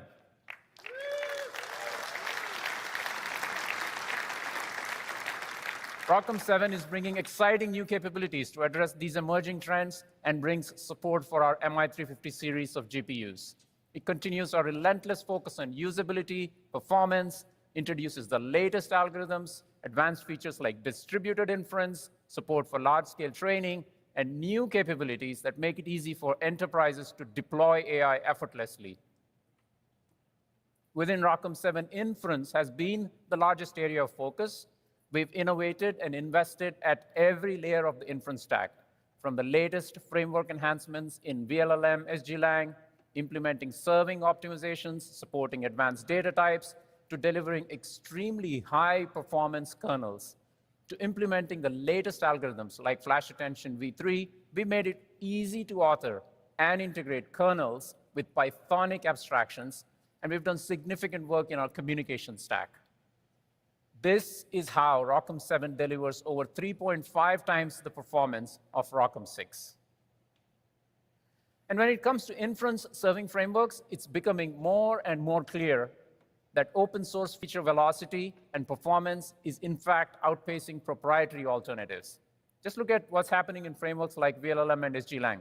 They're actually setting the pace on commits and have both enabled FP8 optimizations and support ahead of closed alternatives. Working closely with these open source communities, MI355 is today delivering up to 1.3x better throughput on DeepSeek FP8 when compared with B200. That's the power of open collaboration, moving fast and delivering more.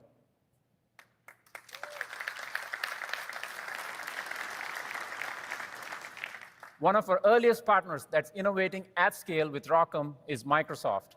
So to talk about our work together, please join me in welcoming Eric Boyd, CVP AI Platforms from Microsoft.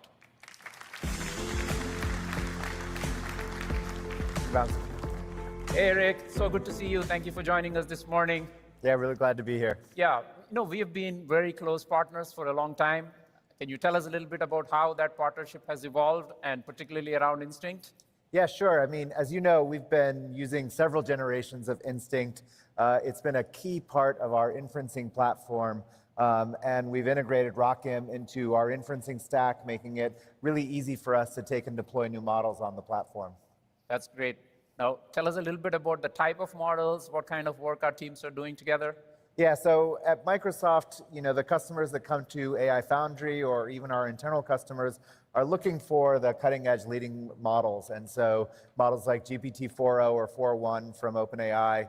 And the Instinct chip really gives us great performance on top of that platform, really enabling us to scale and perform at the tremendous scale and low latencies we need. That's great to hear. And we've been super lucky to have collaborated with your team over the years. Tell us a little bit about the role AMD plays in enabling performance, efficiency, and what flexibility does it provide in your infrastructure?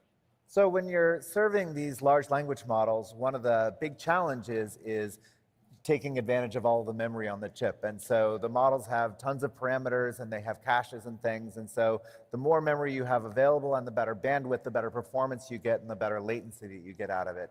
And so the Instinct chip brings a large memory footprint along with really dense compute across it. And that all combines to give us really great TCO benefits as we use these chips to serve our platform. That is so great to hear, because that's exactly how our engineers have been thinking about it when designing these features. They did a good job, yes. And you've expanded from the original set of models now to actually working with more open models.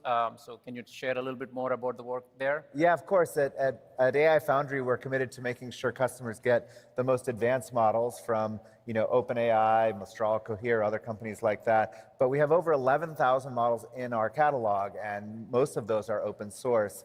I think one of the interesting things over the last few months has been the emergence of DeepSeek as an open source model that provides really great quality in it.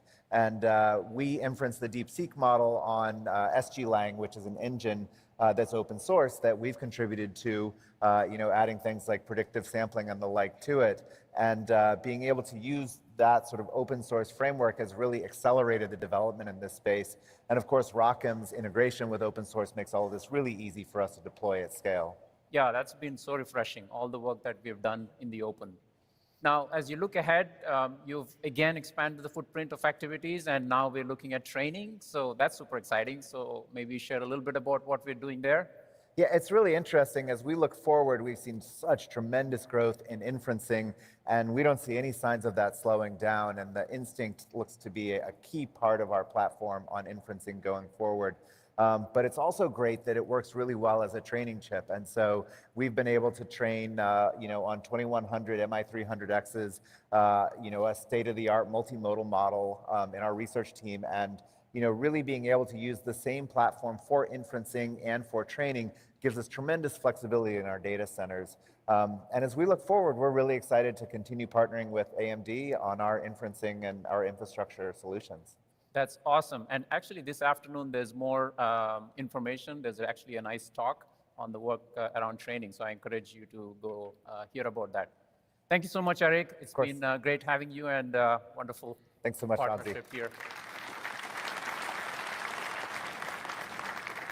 Microsoft has been an incredible partner, right? With at-scale deployments, running everything from closed-source GPT models to now open-source DeepSeek, and extending the work now to large-scale training. So talk about training, it's an increasingly important area of focus for us, and ROCm is making big strides there too. ROCm now supports all major parallelism strategies with functionality across major frameworks and libraries including PyTorch, JAX, TorchTune, and TorchTitan. And look, we're just not enabling models, we're also building our own. Training on ROCm internally at AMD is helping us improve performance, reliability, and the developer experience. And just like inference, training performance has also taken a big leap. ROCm 7 delivers 3 times the performance of ROCm 6. More importantly, our users are actually telling us that they're now scaling confidently with ROCm. And one of those users is a tier 1 leader in AI models. Please welcome Aidan Gomez, CEO and co-founder of Cohere, to stage.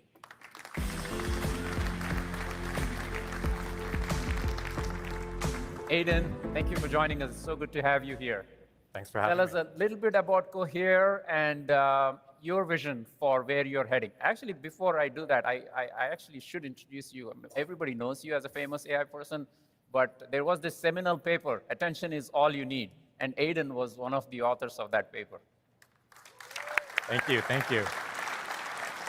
Tell us a little bit about Cohere. Yeah, it'd be my pleasure. Yeah, thank you for having me. So Cohere, what we do is we build highly secure and private AI specifically for enterprises. And our focus on security and data privacy means that we can serve large global enterprises in some of the most highly regulated industries like finance, healthcare, manufacturing, the public sector, and our products, in particular, our AI workspace North. It gives AI agents the tools that they need to carry out extremely complex tasks securely.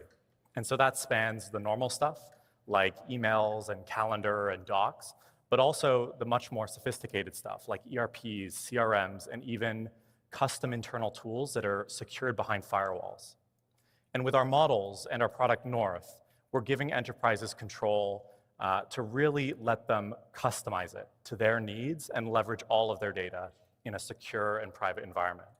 And most of Cohere's use cases rely on secure links to internal data. And that lets employees at large enterprises automate tasks around HR, customer support, finance, and even the supply chain. That's great. Now, you've been working with Instinct, running your models, inferring on them, and running training on them. Tell us a little bit about how things have been going. Yeah, it's been going great. The partnership has been accelerating massively. So we were able to port our most recent model, Command A, over to the AMD platform super easily, very quickly. And our stack and models are now actively deployed on AMD and even at leading enterprise customers and global leaders like Fujitsu. And we're extremely excited to start training at scale on AMD GPUs. Instinct's compute and memory characteristics make it a great platform for training our next model. And we're very pleased with how things are going and looking forward to all the innovation that's been announced here, and we're excited to get access. Yep, we're equally excited as well. Our teams are collaborating super close together. Tell us a little bit about how you're taking advantage of the memory system in Instinct, particularly as you serve large models and more complex models like reasoning. Yeah, so for agentic systems and complex reasoning, they really depend on the context window that our models are able to support. And that can apply a lot of pressure to the memory that's necessary to serve these models. And so that's because for agents and for reasoning, they spend a lot of time at inference, consuming tons of external data and putting that into the context, as well as reasoning over that data and thinking in their heads before they actually respond. So each one of these increases the computational demand on the hardware. And so the higher memory capacity and the strong memory bandwidth of AMD's chips have let us fit longer context onto the GPUs. And I think most importantly for us and our customers, it helps lower the overall footprint that's needed for our models, and that drives down the total cost of ownership for our customers. That's great. Again, super delighted that the memory system is proving to be extremely valuable for you. Now, as you look ahead, what do you foresee as the next set of things coming for enterprise AI, and what breakthroughs do you envision? So on the future, I'm extremely bullish about AI agents. I think that they're going to be deployed and used at scale, and we'll see a huge impact to both productivity and the types of work that employees spend their time on, what their day-to-day work looks like. So agents are going to allow people to go beyond just augmenting work and towards actually fully automating tasks which take hours, days, or even weeks. And so an example of that would be doing research over the course of weeks to answer some sophisticated question. Can we compress that down into a matter of days or even hours? So I'm really excited about AMD's roadmap with the MI350 series and the rack scale MI400 solutions. It's a great choice and offering for our customers, and we can't wait to team up with you on it. That's awesome. Thank you so much for joining us. Thank you.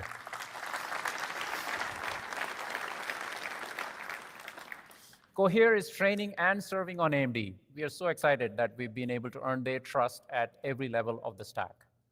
Now, as inference becomes more computationally intensive and gets pervasively deployed into applications across industries, it is critically important to drive down its cost.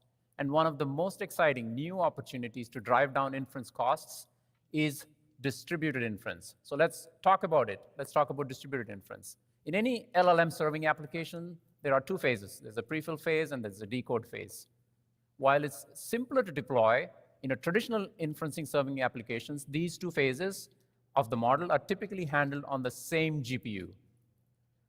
But now, if you apply it on the same GPU, it often becomes a bottleneck for large models or when demand spikes happen and you can get limited in performance or flexibility.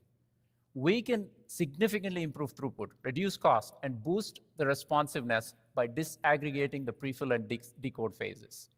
Prefill and decode can be now assigned to specialized GPU pools, which can be independently optimized. And with sparse MOE models and expert parallelism, there's even more room to optimize.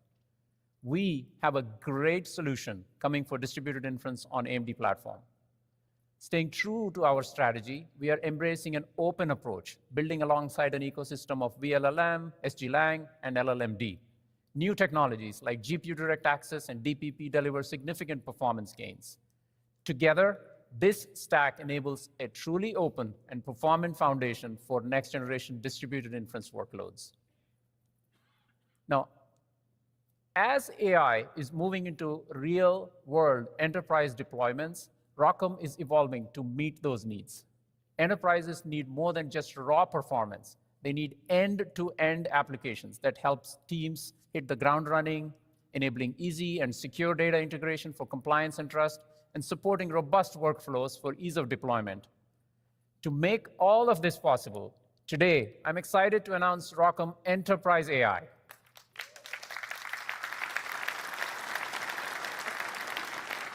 ROCm Enterprise AI makes it easy to deploy AI solutions. With new cluster management software, it ensures reliable, scalable, and efficient operation of AI cluster.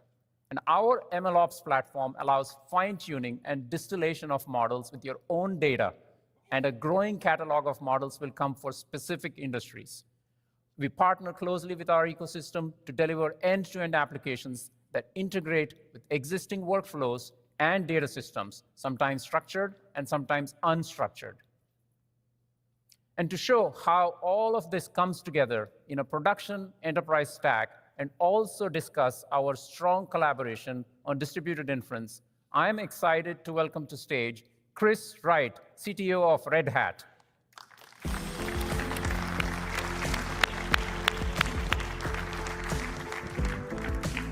Hey there. So good to see you, Chris. Thanks for joining us. You bet. Now, Red Hat and AMD, we've been collaborating for a long time, starting with our x86 64-bit architectures, but now we're extending it to AI. Tell us a little bit about sort of what's exciting, where do you see AI getting traction in enterprises today? Well, man, I love that you brought up 64-bit x86, because we started there, and it's been a long time. Yes. We actually followed that up with virtualization, and that support and effort, these things aren't static, right? So fast forward to today, and that virtualization support is more important than ever as customers are looking for options to really virtualize their data center. And you guys just shared some amazing numbers at Red Hat Summit a couple weeks ago with 77% OpEx savings and 71% power reduction, AMD and Red Hat together powering the virtual data center. So that's really cool.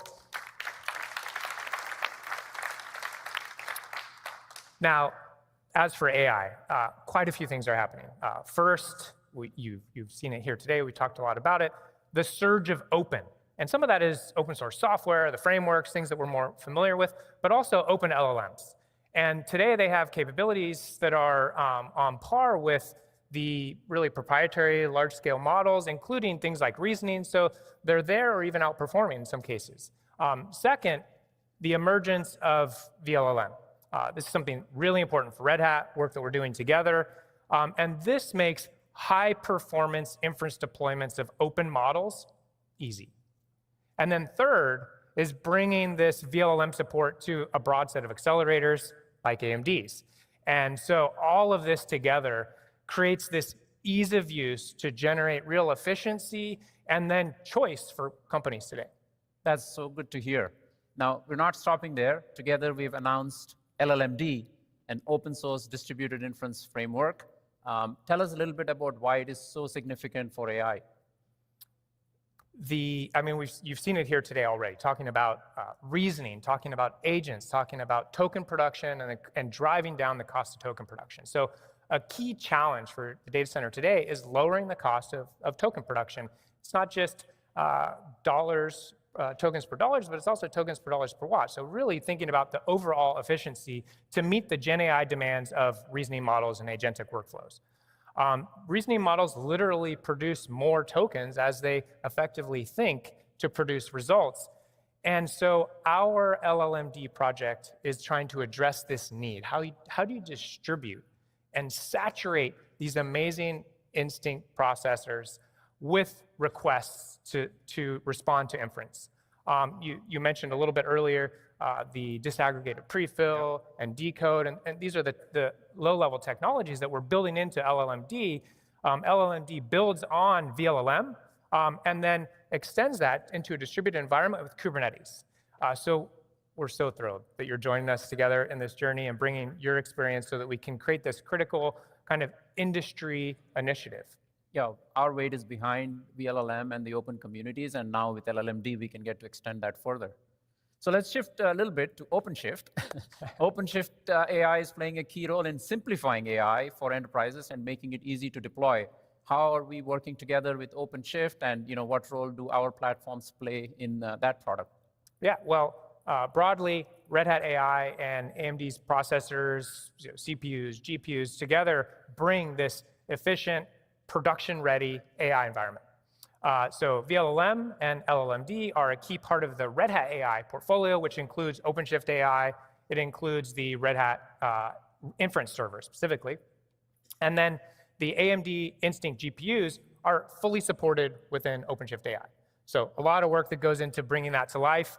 And then this delivers this powerful AI processing across hybrid clouds. You heard Lisa talking about cloud, data center, edge, even consumer devices, so that we can deliver something for our customers to efficiently use these precious resources. OpenShift AI's both predictive and generative AI support needs smart CPU and GPU choices, and our work with AMD ensures this flexibility and maximizing the customer investment so they're getting the most out of the hardware that they're procuring. Yes, super exciting, and very, very happy with the collaboration that's we've had around OpenShift. So now, as you look ahead, right, it still feels like we're in the very early innings of enterprise AI, right? So, what excites you about what's coming and, the work that we can do together? Yeah, early and yet moving so fast that things change fundamentally every day. Daily, yeah. So I think it's clear that Gen AI is going to deliver huge value, both in terms of efficiencies or net new value for enterprises. I think the pressure is on each and every one of us to help get from those pilot projects, those POCs, into production. And so our mission is to make that as efficient and accessible as possible. And much in the same way that Linux brought to life all these applications across different kinds of infrastructure, we're doing that. We're entering the same era with AI. And so to me, I think it's happening right now with Red Hat AI and AMD and what we're doing together to really unlock that AI value for enterprises across every different kind of industry vertical. That's so good to hear, Chris. We are super grateful for all the work we are doing together. Our teams love working with each other. Thank you for joining us. Absolutely. Thank you. With OpenShift AI and ROCm, we are now enabling enterprises with Gen AI workflows. I'm especially excited with the joint work we've done on LLMD to slash the cost of reasoning and now agentic-based inference. So now, none of this happens without developers. So let's talk a little bit about what we are doing there. We are deeply, deeply committed to delivering an exceptional developer experience. We've significantly stepped up our efforts to make the out-of-the-box experience better and deliver great collateral. From videos, blog posts, tutorials, we're helping developers ramp up fast. And with frequent meetups, hackathons, contests, we're building a community. I was actually so excited to see that our recent contest developed GPU kernels generated huge interest with thousands of submissions. including a high schooler who wrote high-performance Triton kernels. That was just so good to see. And over the last year, as we have enabled cloud access to AMD GPUs, there's been a big ask from the development community for an AMD developer cloud. So today, I'm super excited to announce the AMD Developer Cloud.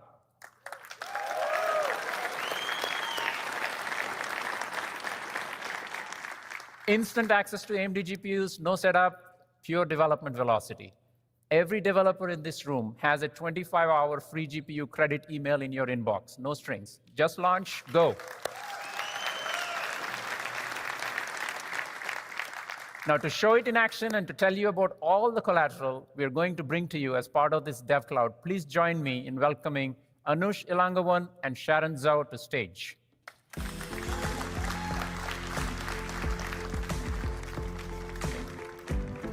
Hey, Anush. Hey, Sharon. Anush is responsible for a number of open source software efforts here at AMD, and is actually well known for his huge passion working with developers. He was previously the CEO of Nod.ai, a company that was famous for the open source compiler contributions. I'm also thrilled to welcome Sharon. Sharon is also very well known in the AI community, a former Stanford faculty. She was the CEO and founder of Lamini. I am delighted that Sharon and her talented Lamini team joined us recently with a focus of delivering rich content for developers. So Anush, tell us a little bit about the Dev Cloud and all the goodies. Thanks, Vamsi. Developers, developers, and developers. That is the new mantra of ROCm. We are serious about bringing ROCm everywhere and to everyone, from client to the cloud. In AI, speed is your moat. Access to compute is paramount. We've been delivering on speed, so now let's get you access to compute. Today, we are announcing the general availability of the AMD Developer Cloud. With the Developer Cloud, anyone with a GitHub ID or an email address can get access to an Instinct GPU with just a few clicks. All right, let's see how easy it is to get access to an AMD GPU on the cloud. Go to devcloud.amd.com, say hello to our legal friends, and sign up with GitHub. That's it. You can choose between a 1 GPU VM or an 8 GPU VM, and you select the operating system that you'd like to use. One of the cool new features of ROCm 7 is that we've made it really, really easy to install. Just pip install ROCm. In case you forget, we've also printed it in a T-shirt, and it's in your goodie bag. We've also included a lot of easy-to-use frameworks, like VLLM, SGLang, PyTorch, etc. You just select one of those frameworks, add your SSH key, and then create, and you're set. We've also spent a lot of time building a lot of Jupyter notebooks, making it easy to use. And if you've been tracking the latest attention algorithms, the log linear attention came out a few days ago. You could try something like that on the MI300X just in a few minutes. And we're just getting started. ROCm is open, proven, and now really, really accessible. Sharon?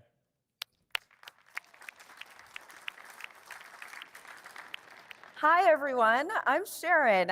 I've taught AI to nearly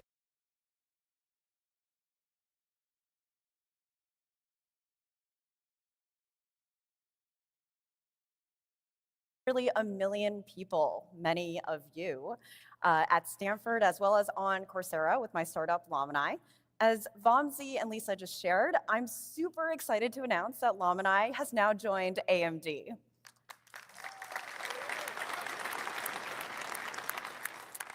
I'm personally very excited to be part of AMD's AI mission. We're just getting started, as Anush said, alongside extremely talented teammates from Lamini. We're here to make AI and AI compute easier to use and scale for you, the AI developer, you, the AI researcher, you, the AI leader in this audience. What you may not know, many of you, in fact, tens of thousands of you, have already run on AMD GPUs over the past year. And that's through Llama Night courses with myself and Andrew Ng, who you'll hear from later today. And that's on prompting open source LLMs, LLM fine-tuning, and improving LLM accuracy in partnership with Meta. And we're going to amp that up further here by creating a huge set of intuitive, engaging courses from LLM post-training and reinforcement learning to vibe coding agents to GPU programming. All of this humming on powerful AMD Instinct GPUs on our developer cloud that Vamsi just announced. And there will be a hands-on tutorial in this afternoon's developer track to get you started. We'll also be out in the community, ears to the ground, listening to your feedback at top AI conferences. So whether you're at a foundation model company, an AI startup, university lab, hacker house, or just someone attending their first AI hackathon, don't be shy, come say hi. Thank you, Nush. Thanks, Sharon. Thanks, Vamsi. So you just saw how easy it is to access our dev cloud. But what if you want to develop locally on your own machine with your own data? That's where we're going next, because ROCm isn't just for the cloud anymore. We are expanding ROCm to Ryzen laptops and workstations so you can build anywhere using the same software stack from cloud to client. Whether you're on Linux or Windows, cloud or client, ROCm is there. Coming to you in the second half of this year, ROCm will be included directly in major distributions. Windows as a first-class OS, fully supported and production-ready. And you can do that on the best AI client portfolio in the industry, capable of delivering breakthrough AI experiences, all locally.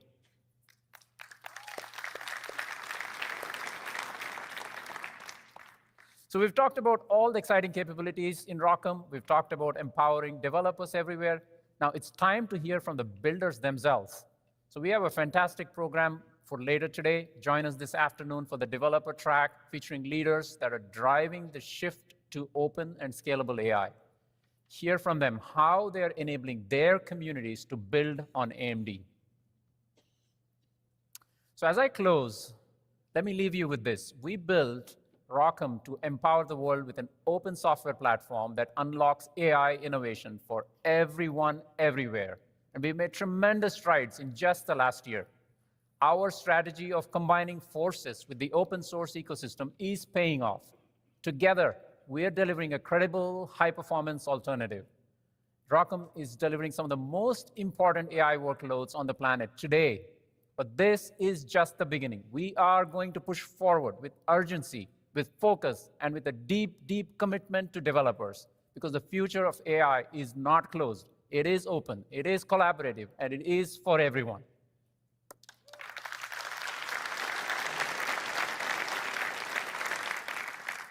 Now, to deliver AI at scale, we need to bring system-level solutions together that integrate computing, networking, software into a unified AI platform. To tell you about all the progress we're making over there, it is my pleasure to invite Forrest Norrod, EVP and GM of our Data Center Solutions Group, to stage. Vamsi. Thank you, Vamsi. As Lisa said to start this morning, we're moving into the next phase of AI. From a period where chatbots were interesting curiosities to an era where AI drives business and innovation. And agentic AI, as we've heard, is a leading driver of that change. AI agent usage is exploding across use cases and industries, not just automating manual labor-intensive tasks, but optimizing and automating complex workflows with planning, analysis, and creative problem solving. So not just streamlining processes, but driving innovations across business, science, and product development. Just as information technology revolutionized the paper-based economy into a digital one, agentic AI brings about another revolution, an innovation revolution where new ideas can be implemented at an unprecedented rate. And so agentic AI has the power to impact workflows across many fields. The key in agentic AI is connecting the power of the LLM models to the business, to the organization, to its data, tools, and applications. Agentic flows will employ many models, including specially trained models, each performing their own roles, but working together to execute complex tasks. These AI agents execute multi-step processes, many of which will need access to enterprise tools, data, even humans. So these agents are not simply running isolated on a few GPUs. Each agent accesses many different resources, applications, databases, unstructured data from social networks, the list could be endless. And they map onto real hardware, onto the GPUs, of course, but also onto a host of CPUs running the applications and processing data going into and out of the GPUs, and onto the network infrastructure providing secure access to that data. Now, agents challenge the GPU. They do more than chat, and they need higher performance inference and more memory for larger reasoning models and larger context windows, things that you've heard about earlier today. But equally, CPUs are at the heart of agentic execution, running both enterprise applications as well as managing and orchestrating AI systems. And the data fueling all of this flows across the networks connecting everything.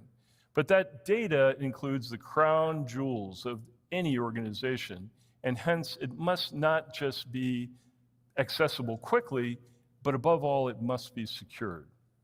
So thus, agentic AI will increase the demands on every part of the data center, not just the GPU, but the CPU and networking as well.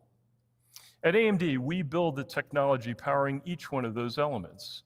Our Pensando NICs to securely access data, EPYC CPUs, the industry's best, to process the data and manage the GPUs, and of course, the Instinct GPUs to power agentic model execution. Beyond that, the scale up and scale out networking for AI scalability allows you to go from small enterprises to a gigawatt data center. AMD has world-class technology in all of these elements, and we have the ability to put it all together. But we also believe firmly in the principle of open. We have taken the lead on helping the industry develop open standards, allowing everyone in the ecosystem to innovate and work together to drive AI forward. We utterly reject the notion that one company could have a monopoly on AI or AI innovation. History shows the most vibrant ecosystems are open. Now, another key belief at AMD is the principle of programmability is critical.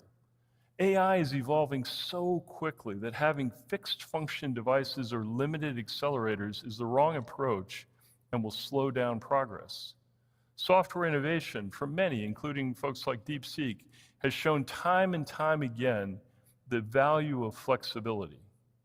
Putting all of those elements together now in an open, holistic, programmable design results in the optimal platform to power the age of agentic AI.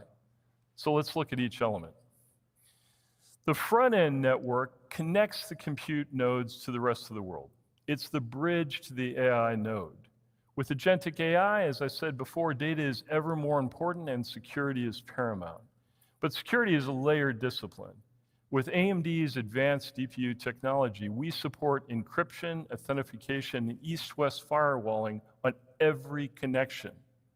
The key to all of this is Pensando's flexible third-generation P4 engine that delivers data with security and performance. Turning to compute, some will naively tell you that CPUs are less important in the age of AI, but that's not correct. With agentic AI, we see an explosion of autonomous agents accessing data and enterprise applications. This increases the needs for efficient, high-performance x86 compute across the data center. Then within the AI server itself, the CPU serves the demands of pre-processing and workload orchestration to keep the GPUs working efficiently. Our EPYC CPUs with boost frequencies up to 5 gigahertz and the highest server CPU performance available, period, are perfect to feed those GPUs. But just as importantly as performance, the CPU needs to be able to seamlessly integrate into a user's environment. Our x86 EPYC CPUs not only bring trusted enterprise reliability, but provide architectural consistency across the data center, increasing flexibility and performance, enabling workloads to move seamlessly to wherever they can get the best levels of latency and throughput. Now, let me show you a few examples of how the right CPU can make GPUs work better, and how choosing poorly can create bottlenecks that strand valuable resources. As you can see, across a range of models and use cases, our 5th generation EPYC CPUs can boost the inference performance of the entire system from 6 to 17%. That makes a huge impact on the overall TCO and performance of the AI deployment. And it's a critical element in designing the best possible AI system. So, get much more out of your GPUs with the right CPU. And as AI gets more advanced, particularly with new model architecture innovations like mixture of experts, or as MCP becomes ubiquitous, the right CPU will continue to be critical in delivering AI performance. Well, so the CPUs drive the GPUs, and for 5 generations, AMD has perfected our Infinity Fabric architecture, connecting the CPUs and GPUs together in a low latency, high-speed coherent interface. As part of our belief in open standards, we donated key IP from Infinity Fabric to the Ultra Accelerator Link Consortium.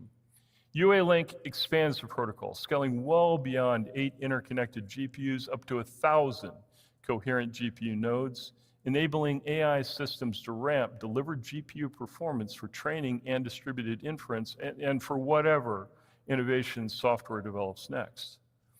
Ultra Accelerator Link 1.0 specification has been released. It's a modern load store architecture engineered for the demanding needs of scale-up AI systems, including low latency and high bandwidth. Now, importantly, it leverages the physical interface layers of Ethernet, enabling standard components such as connectors, cables, and retimers to be leveraged by the ecosystem and drive favorable economics and reliable interconnect. And UA Link isn't just optimized for performance, it's engineered to scale. This open standard allows customers to build and support tailored systems, scaling up GPUs spread across racks, enabling pod partitioning for efficiency and security, delivering rock-solid resiliency, and accelerating performance going forward with support for in-network collectives. But one of the most important features of UA Link is it is an open ecosystem. It's a protocol that can be used in a system regardless of the brand of CPU, accelerator, or switch. It is thus fully open rather than being shackled to one company's systems or technology.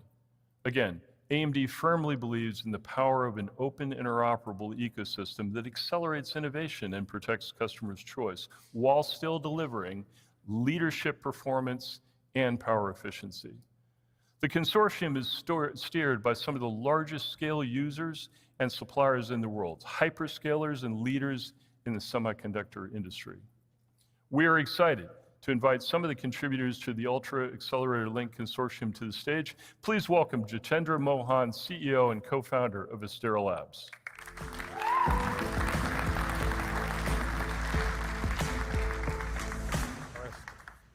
Thank you for the super chat. Thank you so much chat. for joining us. I know we're both excited about UA Link. Can you tell us, from your perspective, what makes this so exciting and why Astera has chosen to focus on it? Absolutely, Forrest. But first, those 5 gigahertz CPUs are cool. They make our chip simulations run faster. Fantastic. So thank you for the partnership. I'm really stoked to be here. We founded Astera Labs 7 or 8 years ago with a mission to eliminate AI infrastructure bottlenecks throughout the data center. That's what we've been doing.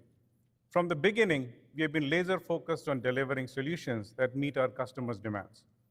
In fact, we partnered with AMD on PCIe 5 before the spec was final. We have a strong track record of taking cutting-edge, open standards and delivering market-leading products. At Astera Labs, we know an open approach works. It spurs innovation, builds robust ecosystems, and results in wide adoption. Today, we provide a comprehensive portfolio of connectivity solutions for the entire AI rack. Scale-up connectivity is a particular focus for us because it is the most critical element of AI rack architecture. And UA-Link is purpose-built from the ground up for scale-up. There is no baggage, no backward compatibility. UA-Link is designed to be efficient, fast, robust, and it combines the best of many protocols. UA-Link for scale-up completely aligns with our mission, our expertise, and naturally fits into our roadmap. What is more, our customers are asking us to deliver UA-Link products to take the next step forward in deploying a truly open rack-scale AI platform based on a vibrant ecosystem. And Forrest, in this case, I must say the customers are coming. We just need to build it. Absolutely, completely agree. I'm hearing the same from particularly the key hyperscalers. Now, what do you plan to build on UA-Link? Great. Our vision is to provide complete connectivity infrastructure for the entire AI rack. This includes purpose-built silicon, hardware, and software to support AI platforms based on custom ASICs and merchant GPUs, including AMD's Instinct solutions. Fantastic. We are at the forefront of scale-up connectivity innovations with our Scorpio X Series fabric switches and our Aries retimers. As a UA-Link Consortium board member, we are working with AMD and industry leaders to advance UA-Link. We have a close-up view of the features and timeframes needed by our customers to realize their vision of deploying UA-Link-based open rack architectures. We are working shoulder to shoulder with AMD and XPU partners. We plan to offer comprehensive portfolio of UA-Link products to support UA-Link deployments at scale. Smart fabric switches, signal conditional, controllers, and many more. All of these solutions are built on our Cosmos software that provides an unparalleled view into the health of the entire rack. Our cloud-scale interop lab provides a robust validation environment for ensuring interoperability at rack scale and accelerate time to market for our customers. Together with AMD, we are excited to bring UA-Link to scale up AI infrastructure. Fantastic, amazing. We're just as excited to be working alongside you and the whole team at Astera and the whole UA-Link consortium to drive it forward. Thank you so much for joining us here today, and thanks for your partnership. Thank you, everyone. Thank you. Now I'd like to welcome another guest and fellow member of the UA-Link consortium, Nick Kuchereski, SVP and GM of Network Switching BU and Cloud Platforms at Marvell.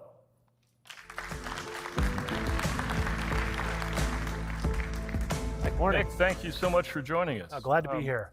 You know, Marvell is well known as a leader in custom ASICs and custom solutions for hyperscalers, and you're engaged on many networking topics as well. Tell us what your customers are telling us, or telling you about UA-Link and scale up. Yeah, as you know, Marvell is deeply involved in infrastructure technology for cloud and AI data centers, including high-speed electrical and optical connectivity, switching, storage, compute, and custom silicon. And in that process, we've developed partnerships with customers who are really operating at the forefront of cloud compute infrastructure and AI technology. And one of the questions we hear often is that what standards-based options exist for building a large, scale-up AI cluster that enables high bandwidth, low latency, high reliability, and the capability to scale beyond today's rack-level implementations to clusters with hundreds of connected accelerators. Now, UA-Link is at the center of that conversation because it enables all of those attributes, and it also carries with it the promise of an ecosystem of interoperable components from multiple suppliers. Yeah, I totally agree. Now, you've got a pretty broad portfolio already, but tell us, what are your specific plans around UAL? Yeah, sure. So we've been involved with UA-Link from the beginning, and Marvell engineers are active in the working groups, applying our expertise in high-speed interconnect, low latency fabrics, high-layer packet processing, and the networking software stack. This week, we announced UA-Link as part of the Marvell Custom Cloud Platform for system designs and silicon. Now, this solution can enable next-generation scale-up fabrics and endpoints, offering interoperability between GPUs and switches for next-generation AI infrastructure. UA-Link joins the broader Marvell offering for custom AI silicon, which is rooted in decades of expertise in billion transistor design and our portfolio of design IP, including networking cores, high-speed SerDes for rack scale connectivity, co-package optics for row scale, and our family of connectivity and switching for scale-out networks. But with UA Link, Marvell customers can deliver a platform comprised of their own custom vision, working literally side by side with interoperable silicon, GPUs, and fabrics from UA Link partner companies. Nick, that's a compelling vision. Customers want choice and they want the ability to innovate freely. I think together we're going to give that to them. Thank you so much, and thank you for coming to visit us today. Thanks very much for having me here today. Thank you. So UA Link enables scaling up coherent GPUs, soon to over 1,000, but the most complex AI systems need to scale out way beyond that to truly gigawatt scale deployments. That level of scale drove the Ultra Ethernet Consortium standard. UEC leverages the complete Ethernet stack, but it's more than Ethernet. The UEC standard defines a whole new transport layer, addressing the challenges of efficient data center-wide deployments. The result, an unparalleled scaling capacity of a shared memory fabric to over 1 million GPUs. UEC delivers a set of capabilities well beyond InfiniBand. AMD is proud to be a founding member of UEC, and we're excited that the UEC Standard 1.0 got to full release yesterday.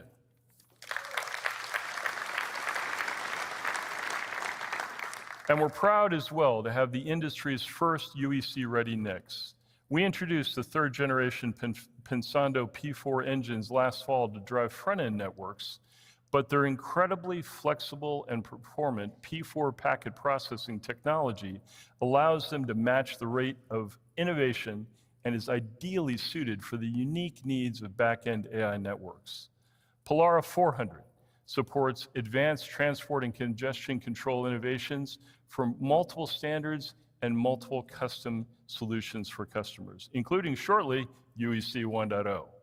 We've seen Polara improve AI performance while reducing network costs for customers by up to 22% through higher fabric utilization and more uniform and simpler switch deployments, while also improving system reliability and resiliency by up to 10%.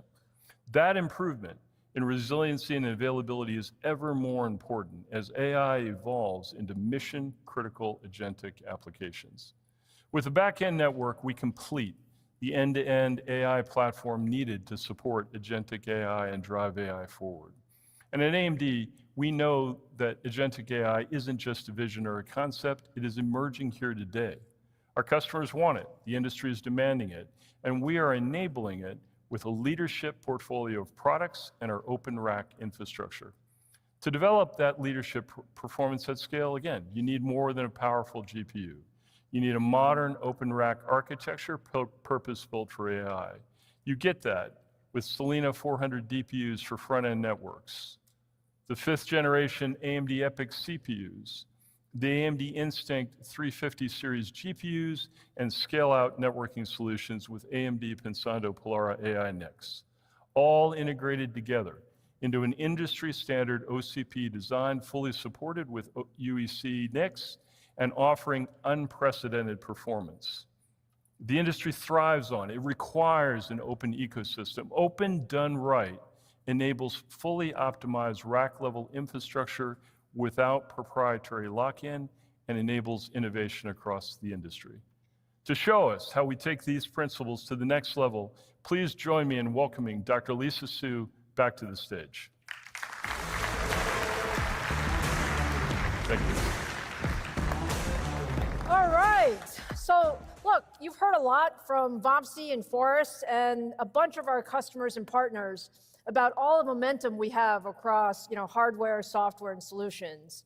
But now let's talk about the future and how we're expanding our rack scale solutions portfolio to essentially deliver compute performance, efficiency, and density that customers need over the coming years.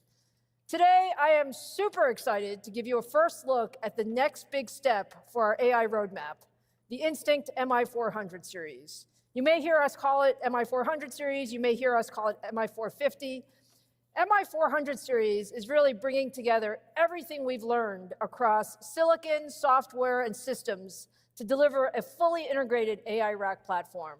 And this guy was built from the grounds up for leadership for both large-scale training and distributed inference. Let me now introduce you to our Helios AI rack.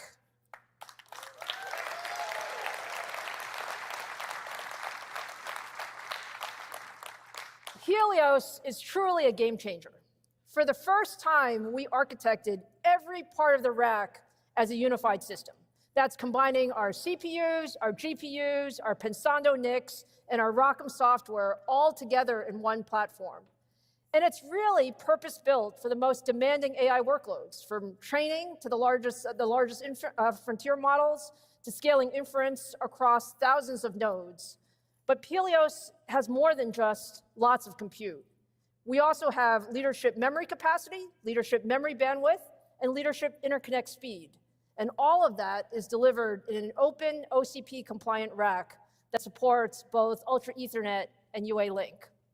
And when Helios launches in 2026, we believe it'll set a new benchmark for AI at scale.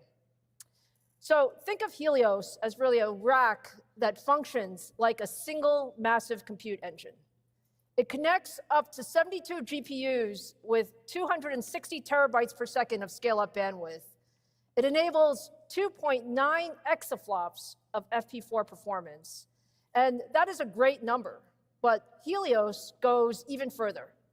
Compared to the competition, we support 50% more HBM4 memory bandwidth, and scale-out bandwidth.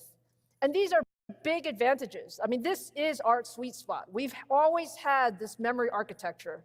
And what this translates in is faster training, higher inference throughput, and the ability to really handle massive models. Now, let's take a look at each of the components that make Helios possible. Starting with our next generation EPYC processor, codenamed Venice. Venice extends our leadership across every dimension that matters in the data center: more performance, better efficiency, and outstanding total cost of ownership.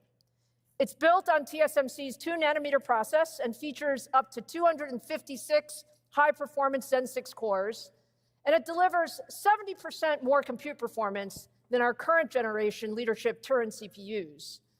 And to really keep feeding MI400 with data at full speed, even at rack scale, we've doubled both the GPU and the memory bandwidth and optimized Venice to run at higher speeds. And you heard from Forrest how important the CPUs are. Now, we just got Venice back in the labs, and it is looking fantastic.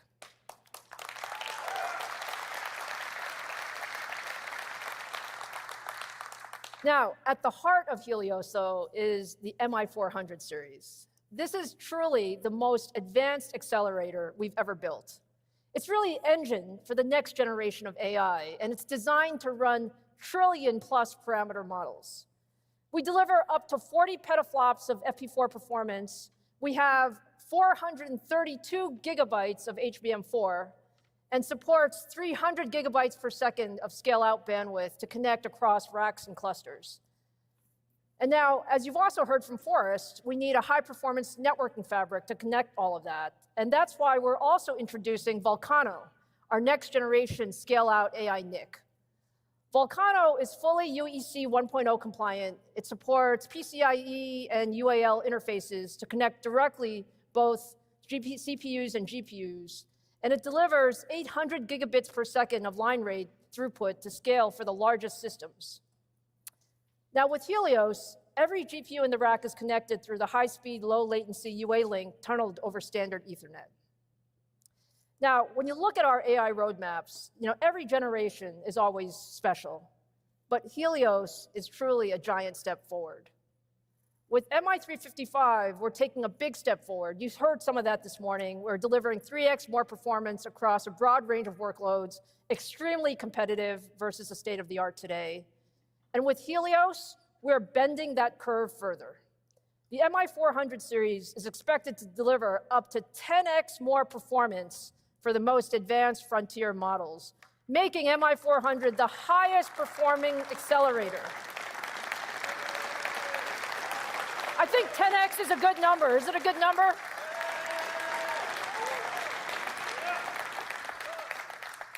Look, if I sound excited, that's because I am excited. And as you might expect, customer excitement for the MI400 series and Helios is really high. Like, these are the types of programs, you don't just start today. I mean, we have been working with customers for the past few years to really, just jump ahead of the curve and see what our customers really need. One of those customers who has been a very, very early design partner, who has given us significant feedback on the requirements for next generation training and inference, is OpenAI. And we have a very special guest today. I am so happy to say that this person is a great friend, someone who is really an icon in AI.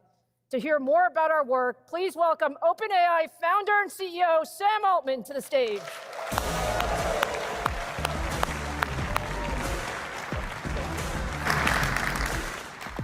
Can I call you an AI icon? I don't think so, but that's okay. I like. You know what? It's your show. You do whatever you want. Sam, look, we are truly so happy and excited to be your partner.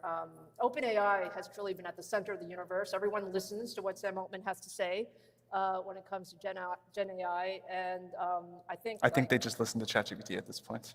Actually, I listen to ChatGPT. We'll take it. Some of the numbers I've seen, like over 500 million weekly active users, just amazing growth. Can you just give us a little bit of a landscape? Where are we today? What's the state of play? What are you seeing? What's most exciting right now? It's definitely been, for us and many other people, just an explosion of usage over the last year. I think the models have gotten good enough that people have been able to build really great products, text, images, voice, all kinds of reasoning capabilities. We've seen extremely quick adoption in the enterprise now. Coding's been one area people talk a lot about. But I think what we're hearing again and again in all these different ways is that these tools have gone from things that were, fun and curious to like truly useful. Doing real work for people's personal lives.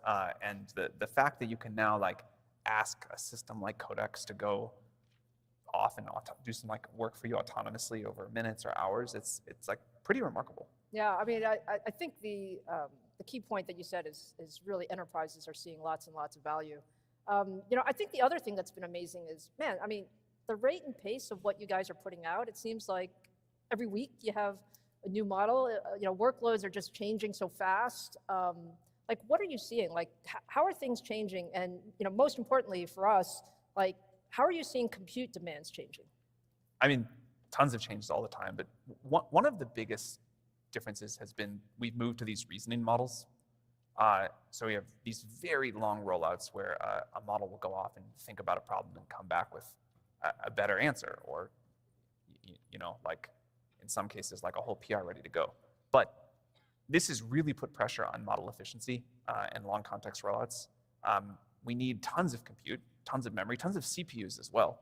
I've seen that actually. And our infrastructure ramp over the last year and what we're looking at over the next year has just been a crazy, crazy thing to watch. Is there ever enough GPUs? I mean, like theoretically, at some point, you can see that like a significant fraction of the power on Earth should be spent running AI compute, and maybe we're going to get there. Yes, no, that's definitely true. Look, we have been honored. Really, we've really appreciated the partnership and collaboration between OpenAI and AMD over the last few years.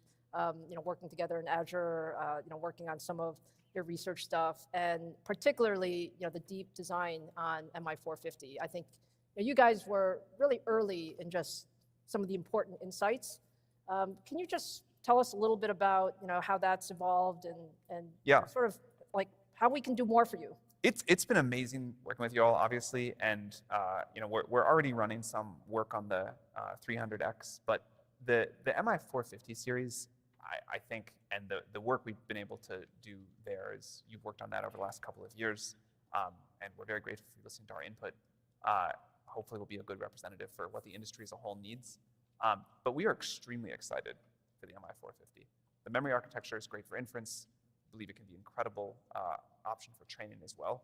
And when you first started telling me what you were thinking about for the specs, I was like, there's no way. That just sounds totally crazy. That's too big.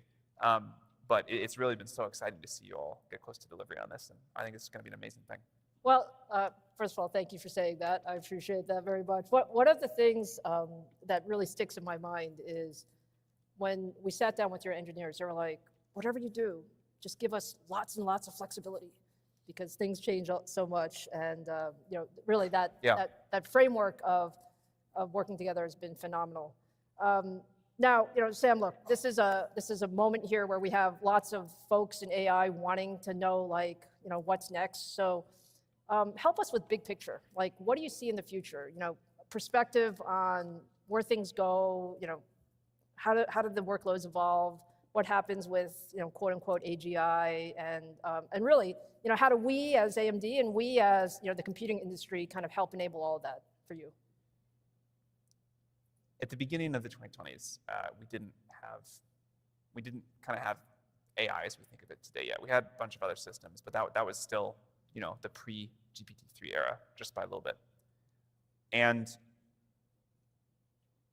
now as we sit at the sort of like halfway mark through the decade, it's really been remarkable progress from, not even a GPT-3 model to GPT 4.5 and 03, these models that really feel smart and helpful and can give these sort of, real utility experiences where people would look at this if they could go back in time and say that feels almost impossible. Like if you went back to 2020, said by halfway through the decade, we're going to be at this system that you can talk to and it's really smart. It's like a smart person that can do work for you. I think we're going to maintain the same rate of progress, rate of improvement in these models for the second half of the decade as we did for the first.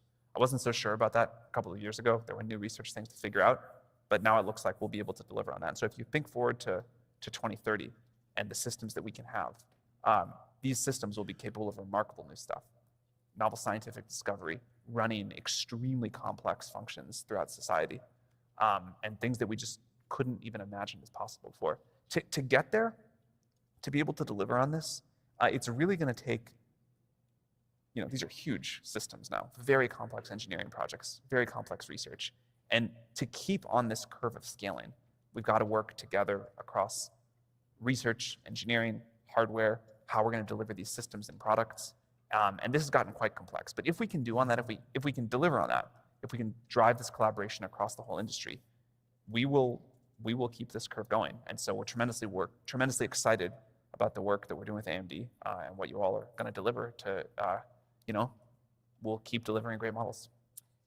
Sam, I can say that we really, really appreciate the work with OpenAI. You guys push us hard, but at the end of the day, we all want to deliver that vision. So thank you so much for being here. Thank you very much for having me. Yeah. And thank you for the partnership too. Thank you. See ya. Thank you.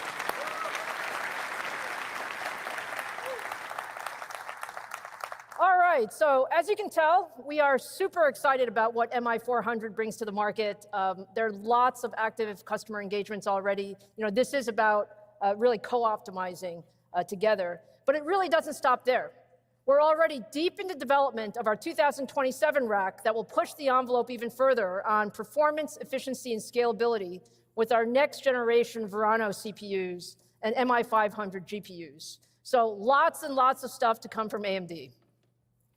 Now, that brings us to the close. It's truly been an amazing day. We've covered a lot, from the launch of MI350 series to our next generation MI400, to the Helios rack scale solutions, to all of the incredible momentum that we have building our open software and hardware ecosystems.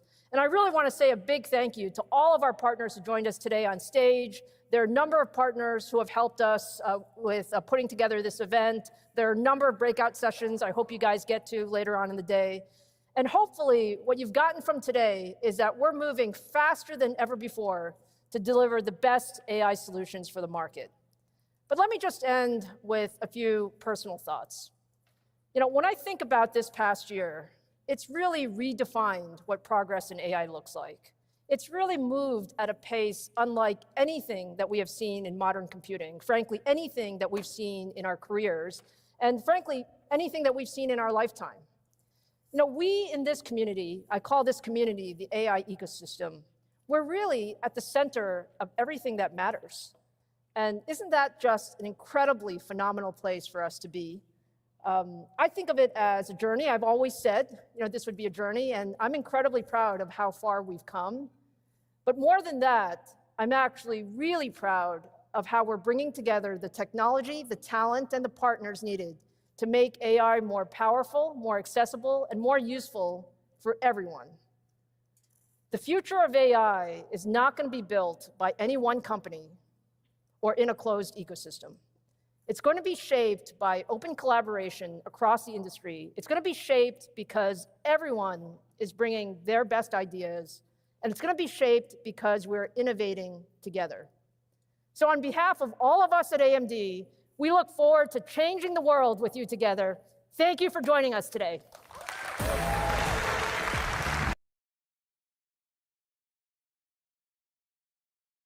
Okay, good morning, everyone. Welcome back. Welcome back. So, quick update. AMD stock at the moment 118.6. So the poll of before the event was completely wrong. It's your fault. All of you that said that it's going to pump, it's now it's dumping. I am running another poll at the moment. AMD closes the day red, green, flat. 42% say red, 33 green, and the rest flat. Ending that poll right now. But it was trending towards green before the stock started to drop a little bit. And then we started to pump a little bit when Sam Altman came on, which was just after that 10x statement as well. So I think that was a mixed reaction. But yeah, what did you think about this? I liked it, Neil. I mean, we got a lot of the questions we were looking for. So we got kind of that new AI client, which was, I'm going to guess XAI, but obviously I don't consider OpenAI a new client. OpenAI, though, showcasing here the demand. I do believe the MI400 is going to be very juicy for AMD. I also believe the MI350 is going to be very good for the overall company's revenue. I do wish that maybe they were a little bit ahead in time. Like if somehow they could have moved away from the MI325 and maybe release the MI350 like even a quarter ahead, I think it would be extremely bullish. Let me just also say, I don't think as a NVIDIA investor, I would be worried at the moment. Nothing to worry about. I think this market is growing so quickly that both these players can win dramatically. I think NVIDIA is going to continue to win market share, but AMD is definitely coming out to play. So we got the new AI customer. Unfortunately, though, Neil, we didn't get a new cloud server provider customer, which I was a little bit disappointed. But what we did see, Neil, is both Meta and Microsoft are expanding how much workloads they're using.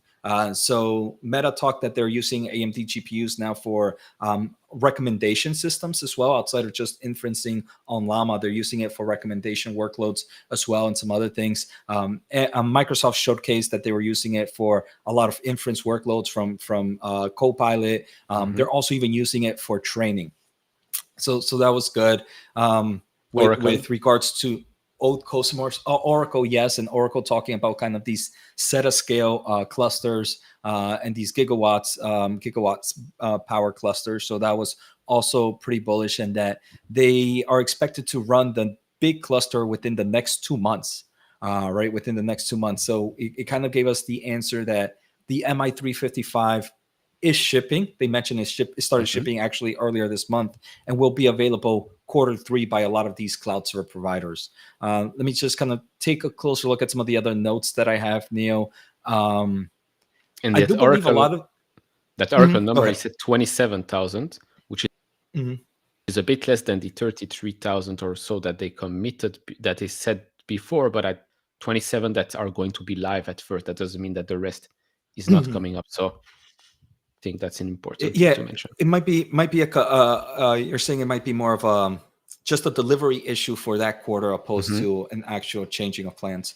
I could see that. I also think, Neil, this conference was a big shot at ASIC solutions, because throughout the whole conference, they kept talking about how flexible workloads and a chip that's completely flexible on what's the next stage of AI is super crucial. So I do think this was a lot of shots at the ASIC space. So maybe some thoughts there for Broadcom and Marvell. What else do we have here, Neil? There were some benchmarks against the GB200 and the B200. These are more first party. I'd rather have seen the MI350 at that kind of benchmark that came out, the ML Perf benchmark that came out a few weeks ago. Obviously, wouldn't want to do that just to kind of save the hype for now. So I would take those benchmarks with a grain of salt. But overall, it does seem like it is somewhat competitive in against the Blackwell architecture. Neil, I think I have one more thing, maybe two more things before I shoot it your way, before I lose train of thought. For the MI350, they actually showcase how CT System is helping them. They've built this for the first time I've ever seen AMD really announce kind of like a rack server solution. Before they would just kind of give you the server itself or kind of that rack. Yeah, that's rack. Yeah. Yeah. Now it's a full server solution, and it's gonna improve dramatically in the MI400, and then I forget what they called it, and then they already announced the MI500 as well. So that's pretty good there. They showed the improvements in ROCm, the ROCm solution, and how other players are using it. I think overall, that's a strong growth case, and it does seem like AMD is focusing a little bit more on the developers now, right? They have that AMD Developer Cloud, and they're bringing kind of the ROCm software solution to clients. So it wants to increase that ecosystem. I mean, this is something NVIDIA does a lot to kind of continue to keep developers. I don't think this would push developers away from NVIDIA, but it's a great move from there. The final thing is UA Link. We did see some great numbers there compared to kind of the NVLink Fusion. Again, AMD came out to play. I'm happy the stock didn't dump dramatically. I mean, obviously it's too early to tell. Some might say 1% or 2% might be a dump. But I think for long-term investors, there is a lot of things to be excited about. I think MI350 is going to do amazing.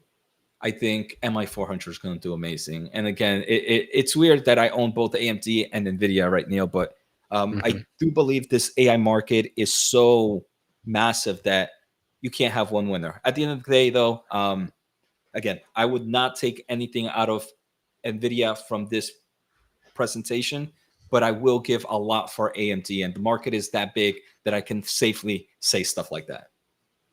Yeah. No, I think you mentioned quite a lot of good points here. I think we're both going to go over the probably a couple of press releases from AMD to read a bit more and make sure we didn't miss anything. What I like to see, of course, we didn't get that extra hyperscaler client that we would love to hear, but from the existing names, it is good to know that they're going to be there for the next couple of generations as well. I mean, Oracle talked about MI450s. It seems like OpenAI knows very well what's going on with that roadmap. MI400 series, I'd be surprised if they won't be there for the MI500. So it's great that for the customers that they have, the Metas, the Microsoft, the Oracles, now XAI, it's nice to know that they will be here for the next series. But it's good. The Metas one, MI300, great. But we wanted to see more, right? We wanted to know if they're going to continue with them. Seems like most of them, if not all of them, are going to continue with AMD, expand their use cases as well. Because there was that one slide a year ago or something like that from AMD that whole Meta is using AMD exclusively, right? But that was just for one specific thing, inferencing for that specific Llama model. And everybody just ran with it that, oh, Meta is only using AMD. No, Meta is using NVIDIA, plenty of NVIDIAs as well. So yeah, we got that. We got XAI, OpenAI coming up. It seems like OpenAI and AMD are going to be already working quite closely. So that bodes well, I guess, for these huge AI projects that are coming up. it seems like if you're bringing in the big bucks, you get a hug from Lisa Su. So the guy with the Richard Mille watch and OpenAI Sam Altman are getting hugs while the other get a handshake. Which I guess if you're bringing in billions of dollars, it makes sense. As for the software side of things, actually they're bringing the NVIDIA playbook, right? Plain and simple. Whether it's hardware and software, they're bringing in the NVIDIA playbook and trying it their way. Which, I mean, it worked for NVIDIA, so why not try it out yourself? But like you said, that doesn't mean that NVIDIA suddenly is going to disappear. NVIDIA CUDA has been expanding their libraries for years and years, so I don't see them going anywhere anytime soon.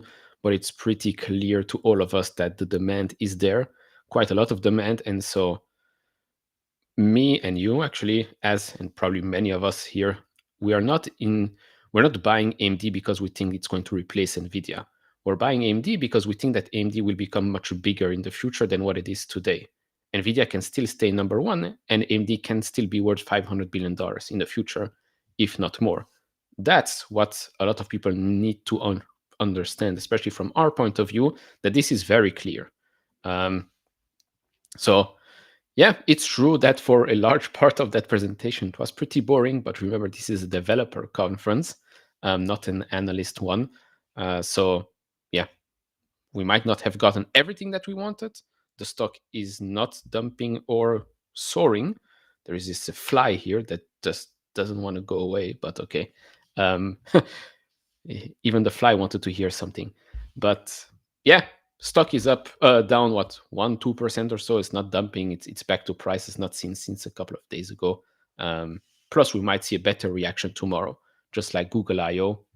Google I/O was very good. Stock dropped, and then we had 2 consecutive days of the stock going up 4 or 5%. I don't know if that's going to happen. Just saying. Let the market do its what it should be doing. Yeah, and Neil, I want to say, even though we didn't get that cloud server provider, everything else that we got here I thought was pretty exciting, and I do believe it kind of built on that long-term bullish thesis. And to me, it's I can now see 2025 being a good for the business, and obviously business and stocks handle different, but I can see late 2025 being AMD will do better than it did last year. So I think 2025. And based on the MI400 talks, I do believe at least 2026 will also be really, really good. And obviously the MI400, I think, is expected to be released next year, so that can kind of move on to 2027. But overall, as long-term investor, someone that really doesn't care too much about the pump or dump in the short term of things, I think I am very happy with this investment. And like you mentioned, right, it doesn't mean that I think NVIDIA will continue to dominate. I think this market is just so huge, and valuations differ between each player. Yeah, the 10x, Stevie, the 10x on the MI400 is crazy. They compared it to the Vera Rubin, but the Vera Rubin versus the Vera Rubin Ultra is also a whole different case. The Vera Rubin Ultra is a different behemoth compared to the Vera Rubin. I do think, Neil, though, that we might start to see some bullish sentiment, especially because they got that hype Sam Altman behind it.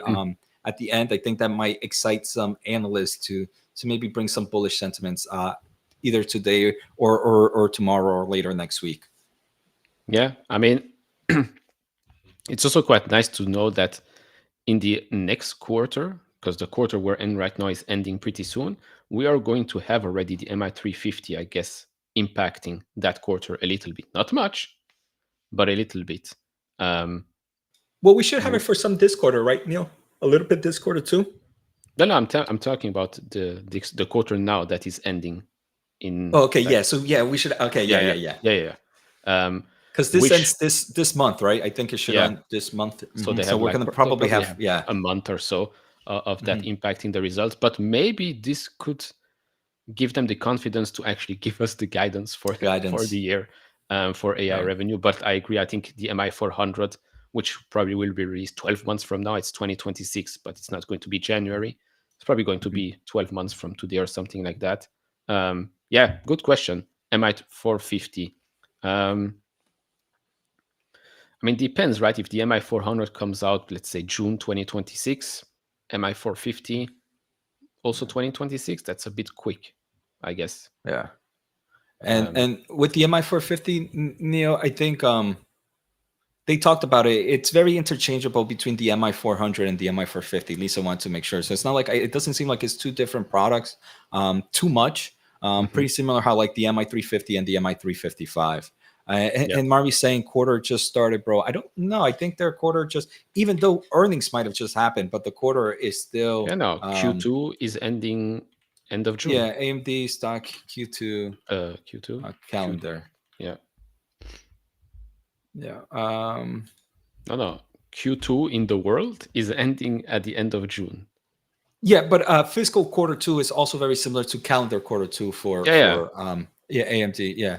So I was just trying to see where, because like Nvidia, for example, is like 1 month behind ahead. It's a little bit. No, so AMD should be quite the same because they're one of the first one to report, right? So their quarter should be ending. Yeah, so their quarter started on April 1st. So they have full April, full May, and June. So it should end June 30th for their quarter, bro. Yeah. Sometimes people. One extra thing here is the increase in memory. I mean, that's quite clear. HBM3, HBM4, quite a lot of memory is going to be used in all of that. So great for SK Hynix, Micron, and Samsung. Do we know what AMD uses? Because we know that NVIDIA uses both SK Hynix and Micron, but AMD never really mentioned specifically. Yeah, I wonder. I don't know. I'm pretty sure they talked about it. I for some reason think they have all three. Like I don't know if their validation test is a little bit different. I'm not too sure with that one, Neil. I will have to do some research on that. Okay. Other than that, that's about it. I think the stock will do what the stock will do, but the business, it seems like the business will be doing quite well. I do wonder if we're going to get a specific like OpenAI project announcement where they mention how many AMD GPUs like Oracle that they're going to order or not. Yeah, I think that's the thing. I mean, the one thing that gets me excited is OpenAI is one of those big spenders. So to have OpenAI really, it does kind of showcases. Nathan, yeah, so it does. AMD uses Samsung. I think Nathan is right here. It's a bearish but yeah, heavy AMD. I mean, having OpenAI, they have a massive wallet. But yeah. Okay. No, fair enough. Fair enough. Before we end this, let me just check the market situation. Yeah. And this is a pretty interesting topic question, Bernard. I think AMD is great. I'm still a bit skeptical because of PE ratio seems a bit on the riskier side at the current price. Keeping an eye on it though. Bernard, question here: if you're talking about forward or trailing 12 months, in trailing 12 months, I would say it looks riskier just because some of its other businesses like the client and embedded are weak, and they still kind of push this PE ratio to look a little bit weaker. And I do think on the other end, Neil, forward PE ratio, which is based on analyst expectations, I think analysts aren't bullish enough on this company. So that forward PE ratio, I think is actually going to be a lot cheaper in the future, just because we're going to see some more addition with the MI355 added to their to some of their guidance on analyst projections. Yeah. Plus, within here, of course, this doesn't even include reacceleration of growth from the embedded side of the business, maybe the gaming one as well. We've seen just 2 weeks ago, NVIDIA's quarter for gaming was actually much better than expected. So you take all of that, plus the client side of AMD is also doing well.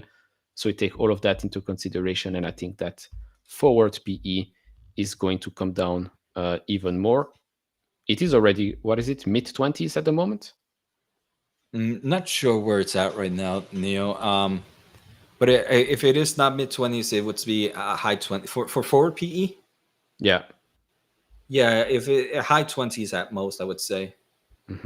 But I wanted to bring up, Nathan, I don't think this is necessarily true. Revenue will only be realized when the system is deployed. So no MI355's revenue this quarter.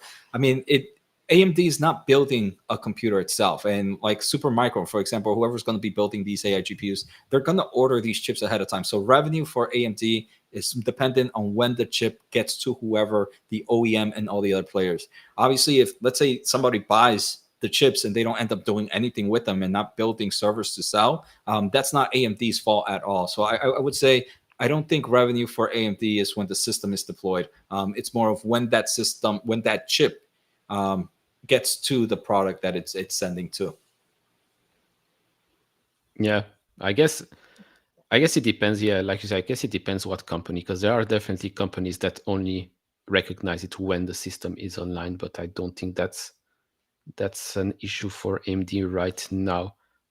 It's, I mean, because if Oracle was to buy like 10,000 chips and then they decided not to do anything with them, they're still gonna, AMD is still gonna collect that revenue on it. It doesn't affect if that chips don't go online or offline.